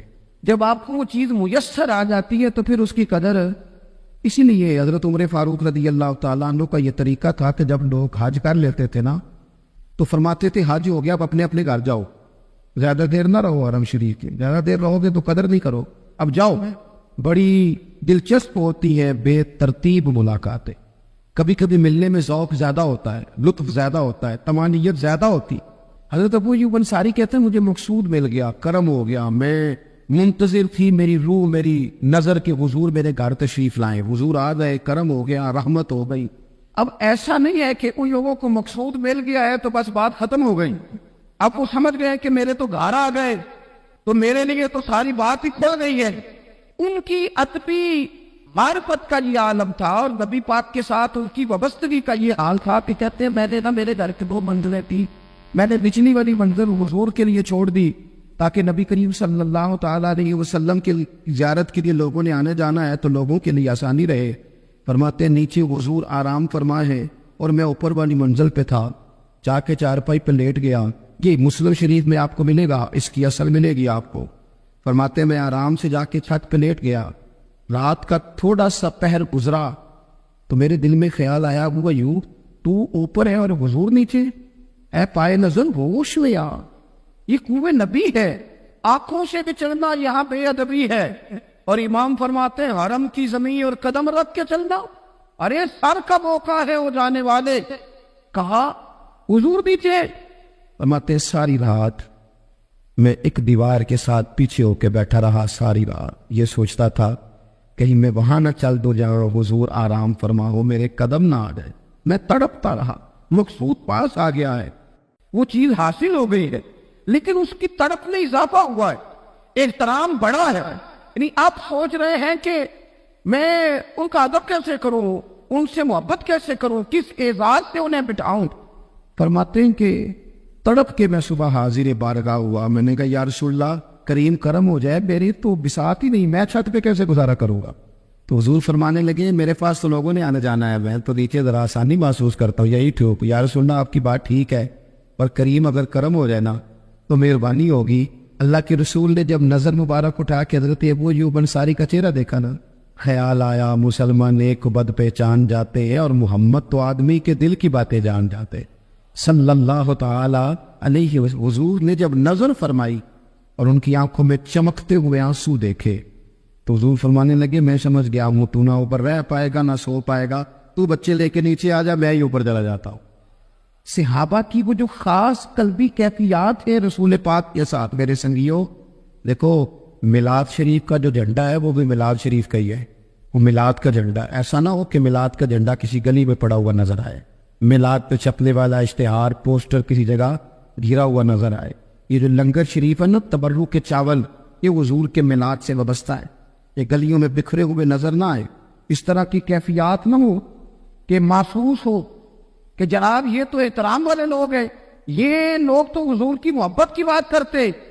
محبوب کی نسبتوں کا احترام بھی محبت ہی کا ایک پہلو ہوتا ہے، خاص بارفتگی نبی پاک کی ذات کے ساتھ خاص۔ اور پھر ان لوگوں نے نا ان چیزوں کو بھی چھیڑا جن کی شریعت میں گنجائش تھی۔ شریعت کے دو حکم ہیں، ایک عزیمت ہے، ایک رخصت ہے۔ ایک یہ ہے کہ اگر حالات بڑے سخت ہیں، بڑے گڑبڑ ہیں، تو آپ تھوڑی دیر کے لیے سائڈ پہ ہو جائیں، رخصت ہے، اجازت ہے۔ اور ایک یہ ہے کہ آپ ڈٹ جائیں نا حالات کے سامنے، پھر اللہ مددگار ہے۔ ایک یہ ہے کہ گنجائش ہے، اور ایک یہ ہے کہ دل نہیں میرا مانتا، میں گنجائش کا کیا کروں، میری طبیعت نہیں مانتی۔ چلے ایک بات اور کھول دیتے، ایک ہوتا ہے حکم، ایک ہوتی ہے رضا، ان دونوں میں فرق ہوتا ہے۔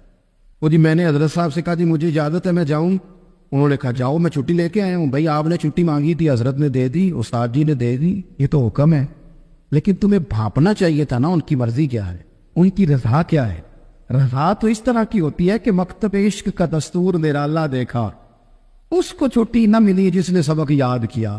میرا ایک دیہاتی ماحول سے تعلق ہے، ہمارے سرکاری اسکولوں میں نا ایک مانیٹر بنا دیتے تھے، جو بچہ لائق ہوتا تھا نا وہ مانیٹر بن جاتا تھا، حالانکہ لائق ہوتا تھا، سیانا ہوتا تھا، لیکن مانیٹر بن کے نا اس کی ذمہ داری بڑھ جاتی تھی، پھر اس کو کنجیاں مل جاتی تھی، اسی نے سب سے پہلے آنا ہے، اس نے سب سے بعد میں جانا ہے، ہر چیز اس کے سپورٹ۔ پیار جو زیادہ کریں ان کی ذمہ داریاں بھی زیادہ ہوتی۔ یہ کیا بات ہوئی کہ میری محبت زیادہ ہے تو میں مسجد میں غیر حاضر ہوں، میں حضور کا میلاد شریف زیادہ مناتا ہوں تو میں نے سنت شریعت کو اپنایا ہی نہیں۔ محبت مجھے حضور سے زیادہ ہے، لیکن حضور نے جو حقوق العباد ادا کرنے کا سبق پڑھایا ہے اس پر میری توجہ ہی نہیں۔ بھئی اگر آپ کا پیار زیادہ ہے تو پھر آپ کی ذمہ داری بھی زیادہ ہے، پھر آپ کو زیادہ حساس ہونا چاہیے۔ حضرت ام شریح کہتی ہے میں عورتوں کو بلاتی، کہتی میری بات سنو، جب وہ قریب آتی تو میں نے نبی پاک کا دین بتاتی، سائیڈ پہ کر کے کونے میں نہ تھوڑا او یار آپ ذرا اس کا لطف تو لے، اس کا ذائقہ تو دیکھے۔ حضرت ام شریح کہتی ہے میں گھر گھر جاتی بتاتی، کافروں کو پتہ چل گیا کہ یہ تبلیغ کرتی ہے، انہوں نے مجھے بلایا، کہنے لگے تیرے برادری اور قبیلے کا مسئلہ نہ ہوتا ہم تجھے قتل کر دیتے، اب ہم تجھے واپس بھیجتے ہیں۔ چند مردوں کو میرے ساتھ کیا، مجھے گھوڑے اور اونٹ کی ننگی پشت پر باندھ لیا۔ ننگی پشت پر لمبا سفر کرنا مشکل ہوتا ہے، پسینہ آئے، بڑی تکلیف ہوتی ہے گھوڑے پر بیٹھ، اب وہ کوئی کجاوا نہیں، کوئی چیز نہیں، اسی طرح باندھ کے لے گئے۔ اور فرماتی ہے کہ 3 دن اور 3 راتوں کا وہ سفر تھا، رستے میں وہ خود چھاؤں میں بیٹھتے اور مجھے باندھ کے دھوپ میں ڈال دیتے۔ 3 دن میں نے زمین پر چلنے والی کسی چیز کی آواز نہیں سنی، لیکن وہ جب نبی پاک کے دین کی بات پوچھتے تو میرا کلیجہ خوشی کے ساتھ ٹھنڈا ہو جاتا، آنکھیں کھل جاتی اور میں کہتی کیا بات ہے میرے نبی پاک کے دین کی۔ اس کیفیت میں بھی وہ تبلیغ کی لذت اپنی جگہ موجود۔ حضرت ام شریح رضی اللہ تعالیٰ عنہ فرماتی ہے کہ جگہ انہوں نے مجھے لٹا دیا باندھ کر، پیاس بڑی شدید تھی، پانی پینے کو دیتے نہیں تھے، روٹی کھانے، یہ ایک عورت کی بات کر رہا ہوں، یہ خاتون کی بات کر رہا ہوں۔ آج کل تو ہمارے بچے شام کو سالن ٹھیک نہ پکا ہو تو موبائل توڑ دیتے، یہ قوم نہیں میدانوں میں جا سکتی، جہاد نہیں کر سکتی۔ خاتون کہتی ہے کہ شدید پیاس تھی اور مجھے باندھ کے لٹایا ہوا تھا، مجھے جب تکلیف بڑھ گئی تو اچانک میں نے دیکھا پانی کا ایک ڈول برآمد ہوا ہے، میں نے اسے تھوڑا سا پی لیا، پر طلب ابھی باقی تھی، پھر آ گیا برتن، میں نے پھر پیا، طلب ابھی باقی تھی، پھر برتن آ گیا۔ امام ابو نعیم نے اس کو لکھا ہے حلیۃ الاولیاء میں، فرماتے ہیں تیسری دفعہ وہ پھر بھرا ہوا ڈھیر پورے کا پورا آ گیا، اب میں نے پیا بھی، اپنے کپڑوں پہ بھی چھڑکا۔ جب وہ سارے بیدار ہوئے تو مجھے آگے کہنے لگے کہ تو نے ہمارا پانی استعمال کیا ہے۔ فرماتی ہے پھر انہوں نے اپنے برتن دیکھے، مشکیزیں دیکھے تو بھرے ہوئے تھے، میرے قریب آگے کہنے لگے یہ پانی کہاں سے آیا؟ تو میں نے کہا تم ابھی میرا عقیدہ نہیں سمجھے، وہ میرے رب نے مجھے دیا ہے، میرے رب نے مجھے دیا۔ فرماتی مجھے باندھ کے لے جا رہے تھے، پر جب میری بات سنی نا تو بول کے کہنے لگی ہمیں سمجھ آ گئی ہے تیرا دین ہمارے دین سے بہتر ہے، تیرا عقیدہ ہمارے عقیدے سے بہتر ہے۔ اور ایک روایت میں یوں بھی ہے کہ وہ باندھ کے لے جا رہے تھے اور یہ کمال دیکھا تو کلمہ پڑھ کے مدینے والوں کے غلام بن گئے۔ صحابیات نے نا بڑا جم کے دین کا کام کیا، عقیدہ، پھر تبلیغ، پھر میدان جہاد۔ عورتیں جہاد میں جایا کرتی تھیں، وہ زخمیوں کو پانی پلاتی تھیں، مرہم پٹی کرتی تھی، پہلے اپنے جسم کے ساتھ بڑی بڑی پٹیاں لپیٹ کے لے جاتی، یا کسی زخمی کو ضرورت ہوتی وہ پٹیاں کرتی، اور اعصابی طور پر مضبوط رہ کے میدان کے اندر جہاد وہ بندہ کرتا ہے جو یقین کامل کی دولت جسے نصیب ہو، جسے پتا ہو کہ یہ میں مروں گا تو میرا مرنا رائے گا نہیں، اللہ مجھے شہادت کا درجہ عطا فرمائے گا۔ لیکن اگر یہیں سے بندہ اپنے آپ کو مطمئن نہ کر سکے تو میدان میں جائے گا۔ یقین کامل ہو، اگر ہو یقین کامل پیدا تو پھر کٹ جاتی ہے زنجیریں، پھر انسان آگے مضبوطی سے آگے بڑھتا ہے۔ نبی پاک صلی اللہ علیہ وسلم جب جہاد کے لیے تشریف لے جاتے نا تو عورتوں پر کسی نہ کسی شخص کو نمائندہ بنا کے چھوڑ کے جاتے تھے۔ ایک دفعہ مولا علی شیر خدا کو بھی چھوڑ کے گئے، حضرت عبداللہ ابن مکتوم رضی اللہ تعالیٰ عنہ کو بھی ایک دفعہ چھوڑ کے گئے۔ ایک موقع پر نا حضور نے عورتوں کو ایک جگہ پہ چھوڑا پیچھے، تو وہ قلعہ تھا حضرت حسان بن ثابت رضی اللہ تعالیٰ عنہ، بڑا مضبوط قلعہ تھا۔ اس قلعے کے اندر خواتین ساری محفوظ کر کے ان کو وہاں بٹھا دیا گیا، حضور جہاد کے لیے چلے گئے۔ اب وہاں قلعے میں عورتوں کو اس لیے رکھا گیا تھا کہ یہاں یہودی بھی ہے، تو ایسا نہ ہو کہ ہم باہر لڑے تو وہ اندر سے کوئی شرارت کر دیں، لہذا عورتیں محفوظ رہیں۔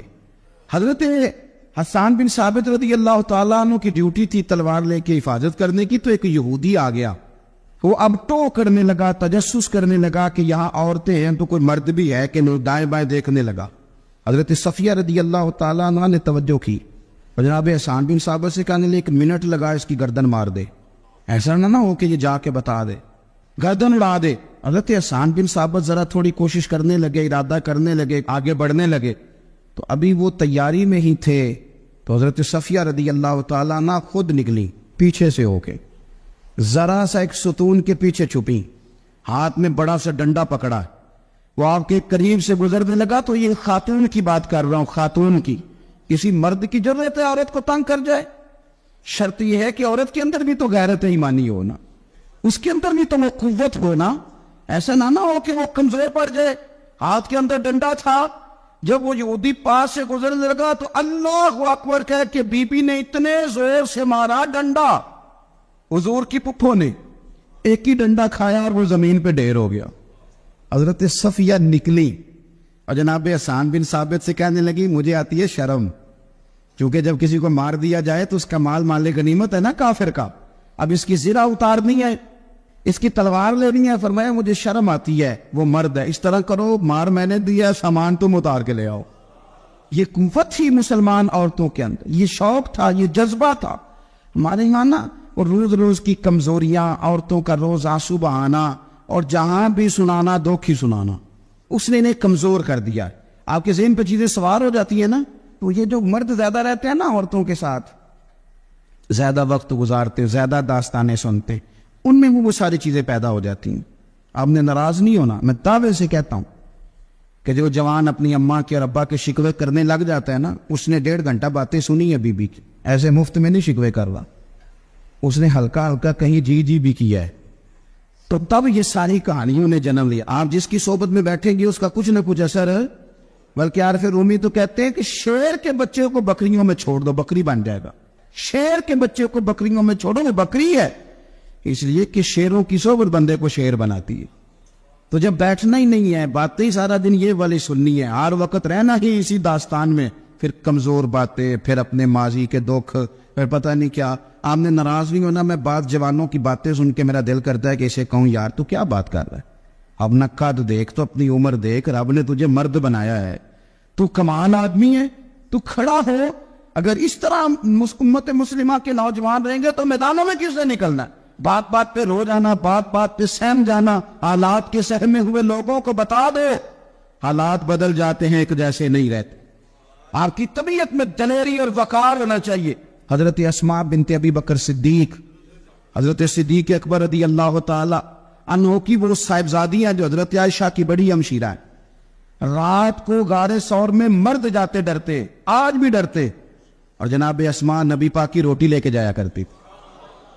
پھر اللہ نے ان کو بیٹا دیا، حضرت عبداللہ بن زبیر، یہ حضور کی پھپھی کے نواسے، حضرت زبیر بن عوام عشرہ مبشرہ سے آبی ہیں ان کے بیٹے، اور یہ وہ خوش بخت جوان ہے جس کو گٹی نبی پاک نے اپنے لعاب دہن سے عطا فرمائی۔ یزیدی فوجوں کے خلاف امام حسین کے بعد جو آدمی باقاعدہ مرتب فوج کے ساتھ میدان میں آئے وہ حضرت عبداللہ ابن زبیر ہے، مرتب کر کے اپنا لشکر لے کے نکلے۔ حضرت اسماء بوڑھی ہو گئی تھی، 90 سال عمر تھی، نظر نہیں آتا تھا۔ حضرت عبداللہ ابن زبیر جب لڑے یزیدی فوجوں کے خلاف تو کچھ ساتھی شہید ہو گئے، کچھ کے قدم پیچھے ہٹ گئے۔ حضرت عبداللہ ابن زبیر ماں کے پاس آئے اور ماں سے آ کے کہتے ہیں اماں میرے کچھ ساتھی کمزور پڑ گئے، کچھ شہید ہو گئے۔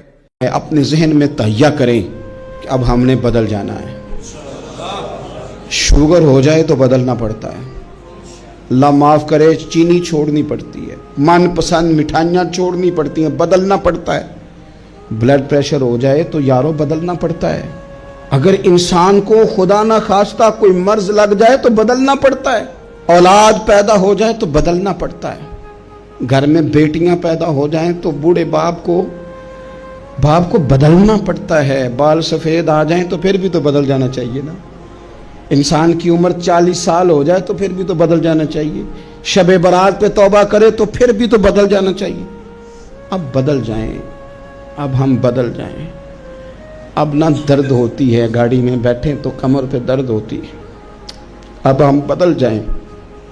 اب لوگ بتاتے ہیں تیرے بال سفید ہونے لگ گئے، اب ہم بدل جائیں۔ اب لوگ ہمیں کہتے ہیں بچے جوان ہو گئے، اب ہم بدل جائیں نا یارو۔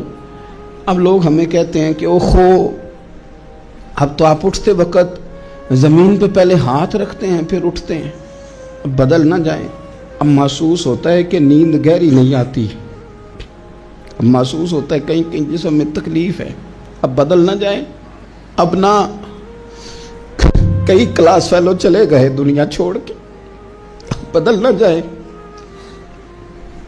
اپنے بہن بھائیوں میں سے کئیوں کا جنازہ پڑا، بدل نہ جائیں۔ ہم میں سے کئیوں نے ماں باپ دفن کر دیے، پھول ڈال دیے قبروں پہ، اب بدل جائیں۔ اب وقت تھوڑا رہ گیا، اب کچھ تبدیلی کی طرف آئیں، اب توبہ صحیح والی کر لیں، اب استغفار دل سے پڑھ لیں، اب تبدیل ہو جائیں، اب اپنے اندر باہر کچھ تبدیلیاں لائیں، اب اپنے ظاہر اور باطن کو سنواریں۔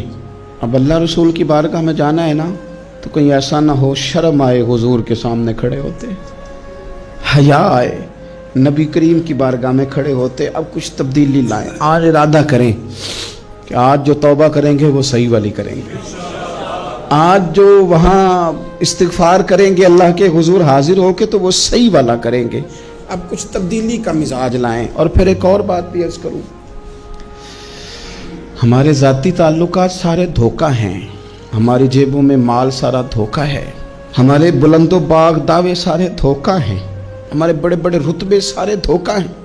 بڑے تعلقات تھے بیٹے کے، پر ماں بیمار تھی تو اسے صحت تو نہیں تعلقات کی وجہ سے مل سکی۔ بڑے تعلقات تھے نا بیٹے کے، لیکن جب بیماری زور پکڑ گئی تو پھر کیا کر سکا کوئی۔ بڑے تعلقات تھے، بڑا پیسہ تھا جیب میں، بڑا کچھ تھا، لیکن جب جناب اسرائیل آئے تو پھر کوئی کچھ بھی نہ کر سکا، پھر اپنے رہ گئے اور جس کو جانا تھا وہ سب چلے گئے۔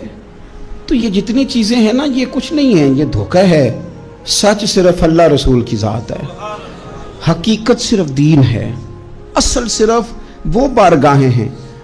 دھوکے میں نہ زندہ رہو، چھوڑ دو یہ بات کرنی کہ بڑے تعلقات ہیں، چھوڑ دو یہ بات کرنی کہ بڑا پیسہ ہے، چھوڑ دو یہ بات کرنی کہ برادری قبیلے علاقے میں بڑا، اور کچھ بھی نہیں ہے۔ کل من علیہ فان، ہوئے نامور بے نشاں کیسے کیسے، دیکھو زمین کھا گئی، نوجوان کیسے کیسے۔ میں مولانا نورانی کی قبر پہ کھڑا تھا تو میں کہہ رہا تھا مقدور ہو تو خاک سے پوچھوں کہ اے لئیم تو نے وہ گنج ہائے گرا مایا کیا کیے، اتنے بڑے لوگ تو لے گئی، اتنے بڑے لوگ، اتنے بڑے لوگ قبروں میں किधर गए सुल्तान महमूद गजनवी, कहाँ हैं शहाबुद्दीन गौरी, कहाँ हैं वो लोग जो मैदानों में आकर सिर्फ उनका नाम लिया जाता था तो दुनिया कांप जाती थी, वो कहाँ गए?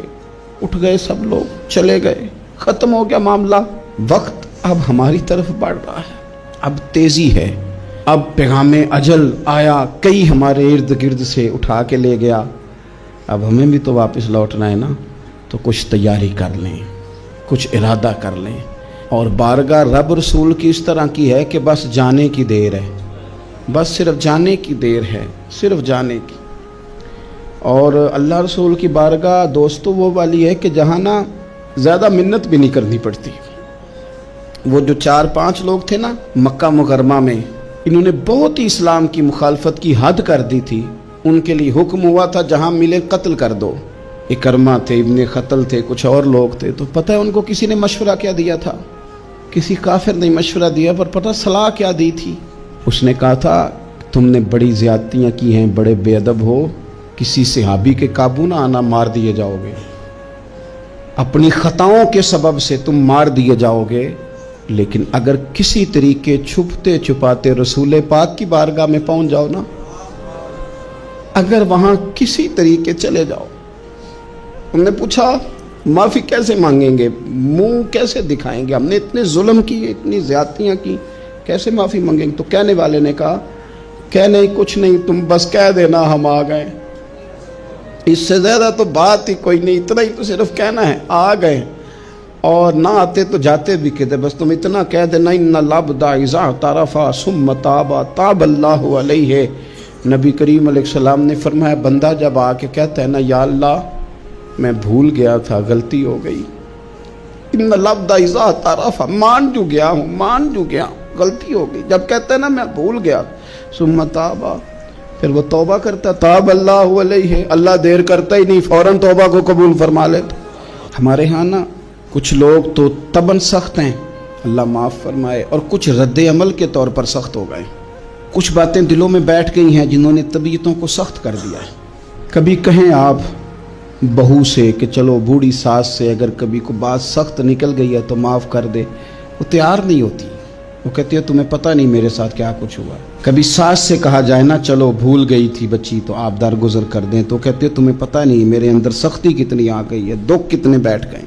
हम ना तबीयतों में सख्ती कर बैठे, हमारे दिल धड़कते ज़रूर हैं लेकिन सिर्फ अपने बच्चों के लिए, हमारे सीनों में दर्द उठता ज़रूर है लेकिन सिर्फ अपनों के लिए। हमने ना 2, 4, 5, 6 बातें जमा करके उन पर पूरा जहन बना के सख्त हो गए हैं, तबीयतें सख्त हैं, दिल सख्त हैं।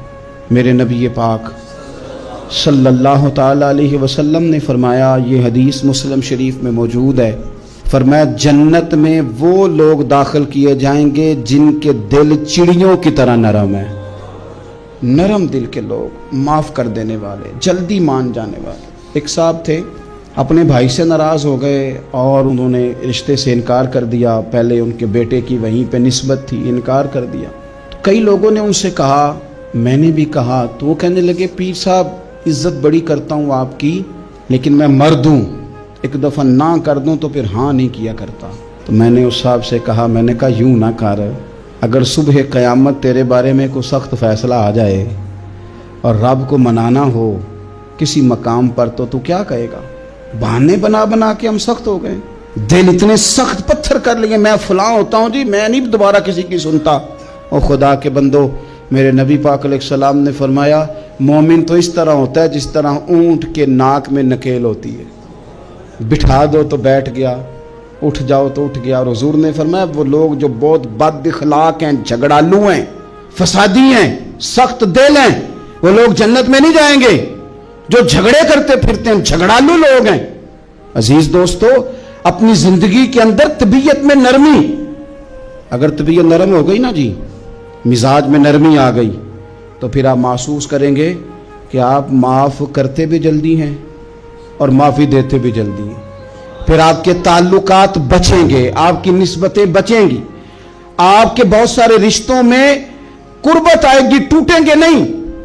एक तो दिल नरम करें, किसी शख्स के बारे में दिल में कोई बात है तो उसे माफ़ करें और माफ़ी दें।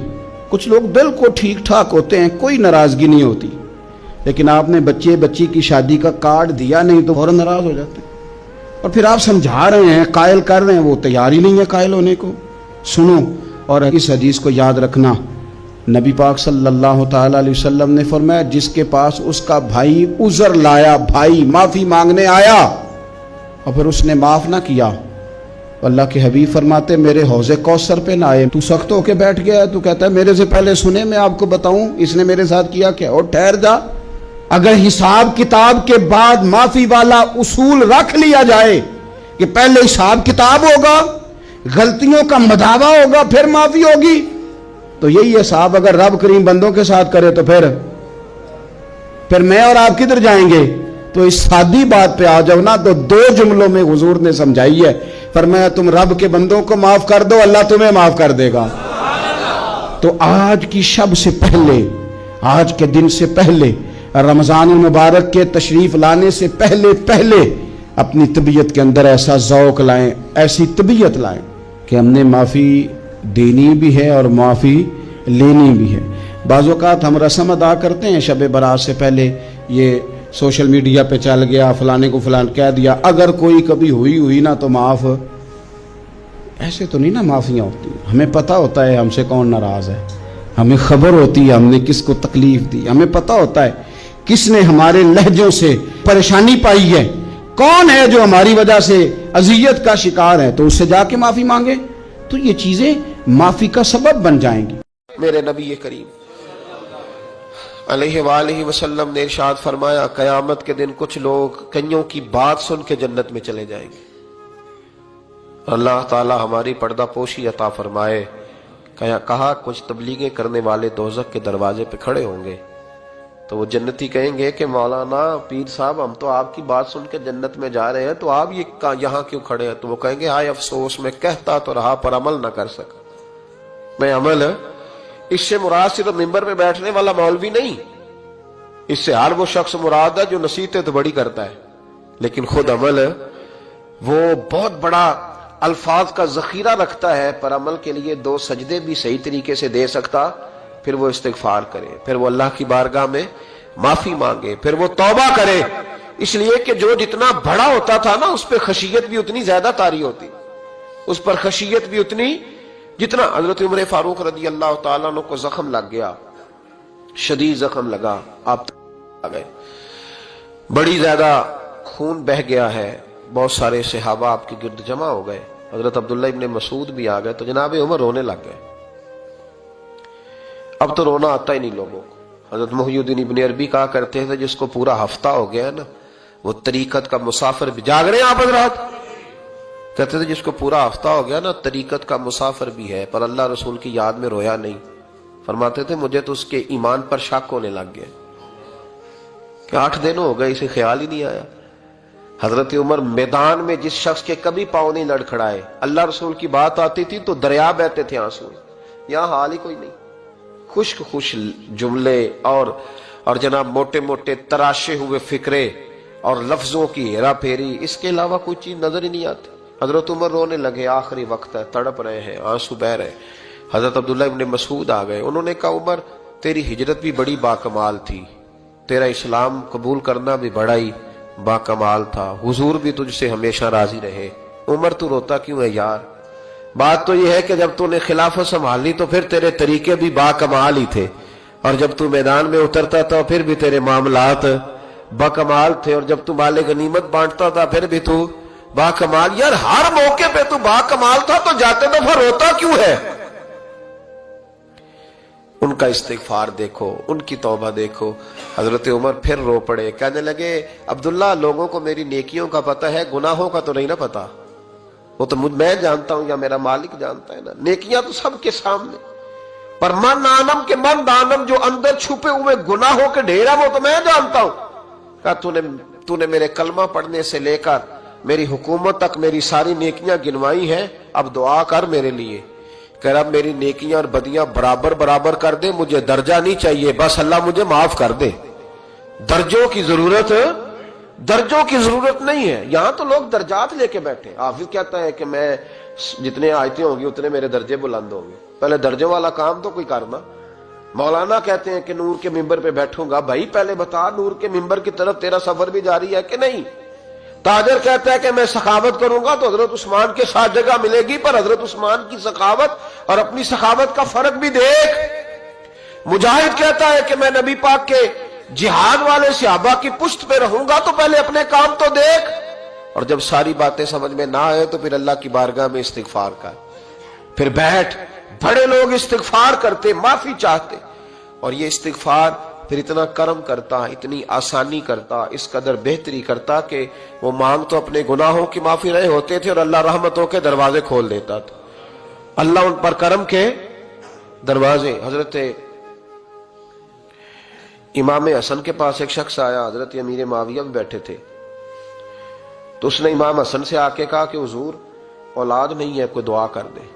تو جو ہے میری بات پر، اب بھی لوگ پیروں کے پاس آتے ہیں نا ماشاءاللہ سے، اللہ خیر فرمائے، تو پیر صاحب اگر وظیفہ بتائیں تو وظیفہ چونکہ پڑھنا پڑتا ہے وہ کام مشکل ہے، لہذا تعویذ تو پیروں نے بھی اب ماشاءاللہ بڑی ترقی کر لی، انہوں نے بھی تعویذ چھپوا کے رکھ لیے۔ کون لکھے اتنے تعویذ، جو کہ ہر مرید کو تو تعویذ چاہیے، انہوں نے نا جی تعویذ پکے چھپوا لیے، کچھ نے مورے بنوا لیے۔ دیکھتا رہتا ہوں، میرا شعبہ ہے نا، میں دیکھتا رہتا ہوں کہ مور لگائی، اس کو باندھا، اللہ خیر کرے گا۔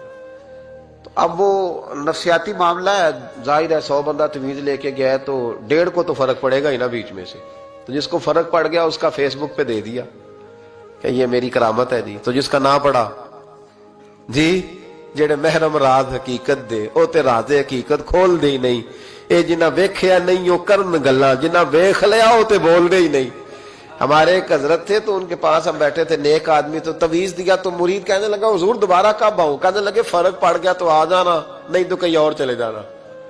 اس لیے کہ شیخ عبدالعزیز دباغ رحمت اللہ علیہ کے ایک مرید نے کہیں تنقید کر دی تھوڑی سی، یہ لفظ بس نا بہت بڑے ہیں، ان کی میں تشریح نہیں کروں گا، جتنے جملے اتنی بات کر کے بیت جاؤں گا، ان کی تشریح نہیں ہو سکتی، یہ ان کی توضیح نہیں ہو سکتی، کچھ تفصیل نہیں ان کی ہو سکتی، یہ جملے بڑے، میں کوئی تشریح نہیں کروں گا۔ اس نے کہا کہ حضور فلاں فلاں فلاں فلاں جگہ مجھے پریشانی ہے آپ کے حوالے سے، تو آپ فرمانے لگے میں نے کون سا باندھا ہوا ہے، نہیں سمجھ میں بات آتی تو کہیں اور چلا جا، باندھ کے رکھا نہیں، دروازے کھلے ہوئے کہیں اور چلا جا، ختم ہو گئی بات۔ تنقید کرنے کی ضرورت چھٹی، اس لیے کہ وہ لوگ بت نہیں بناتے تھے کہ بس ادھر ہی پوجا کرنی ہے کہ کہیں اور نہیں جانا، یہ چھوڑے، ہے نا ہمارے چکر چلا ہوا میرے علاوہ کہیں اور نہ جانا۔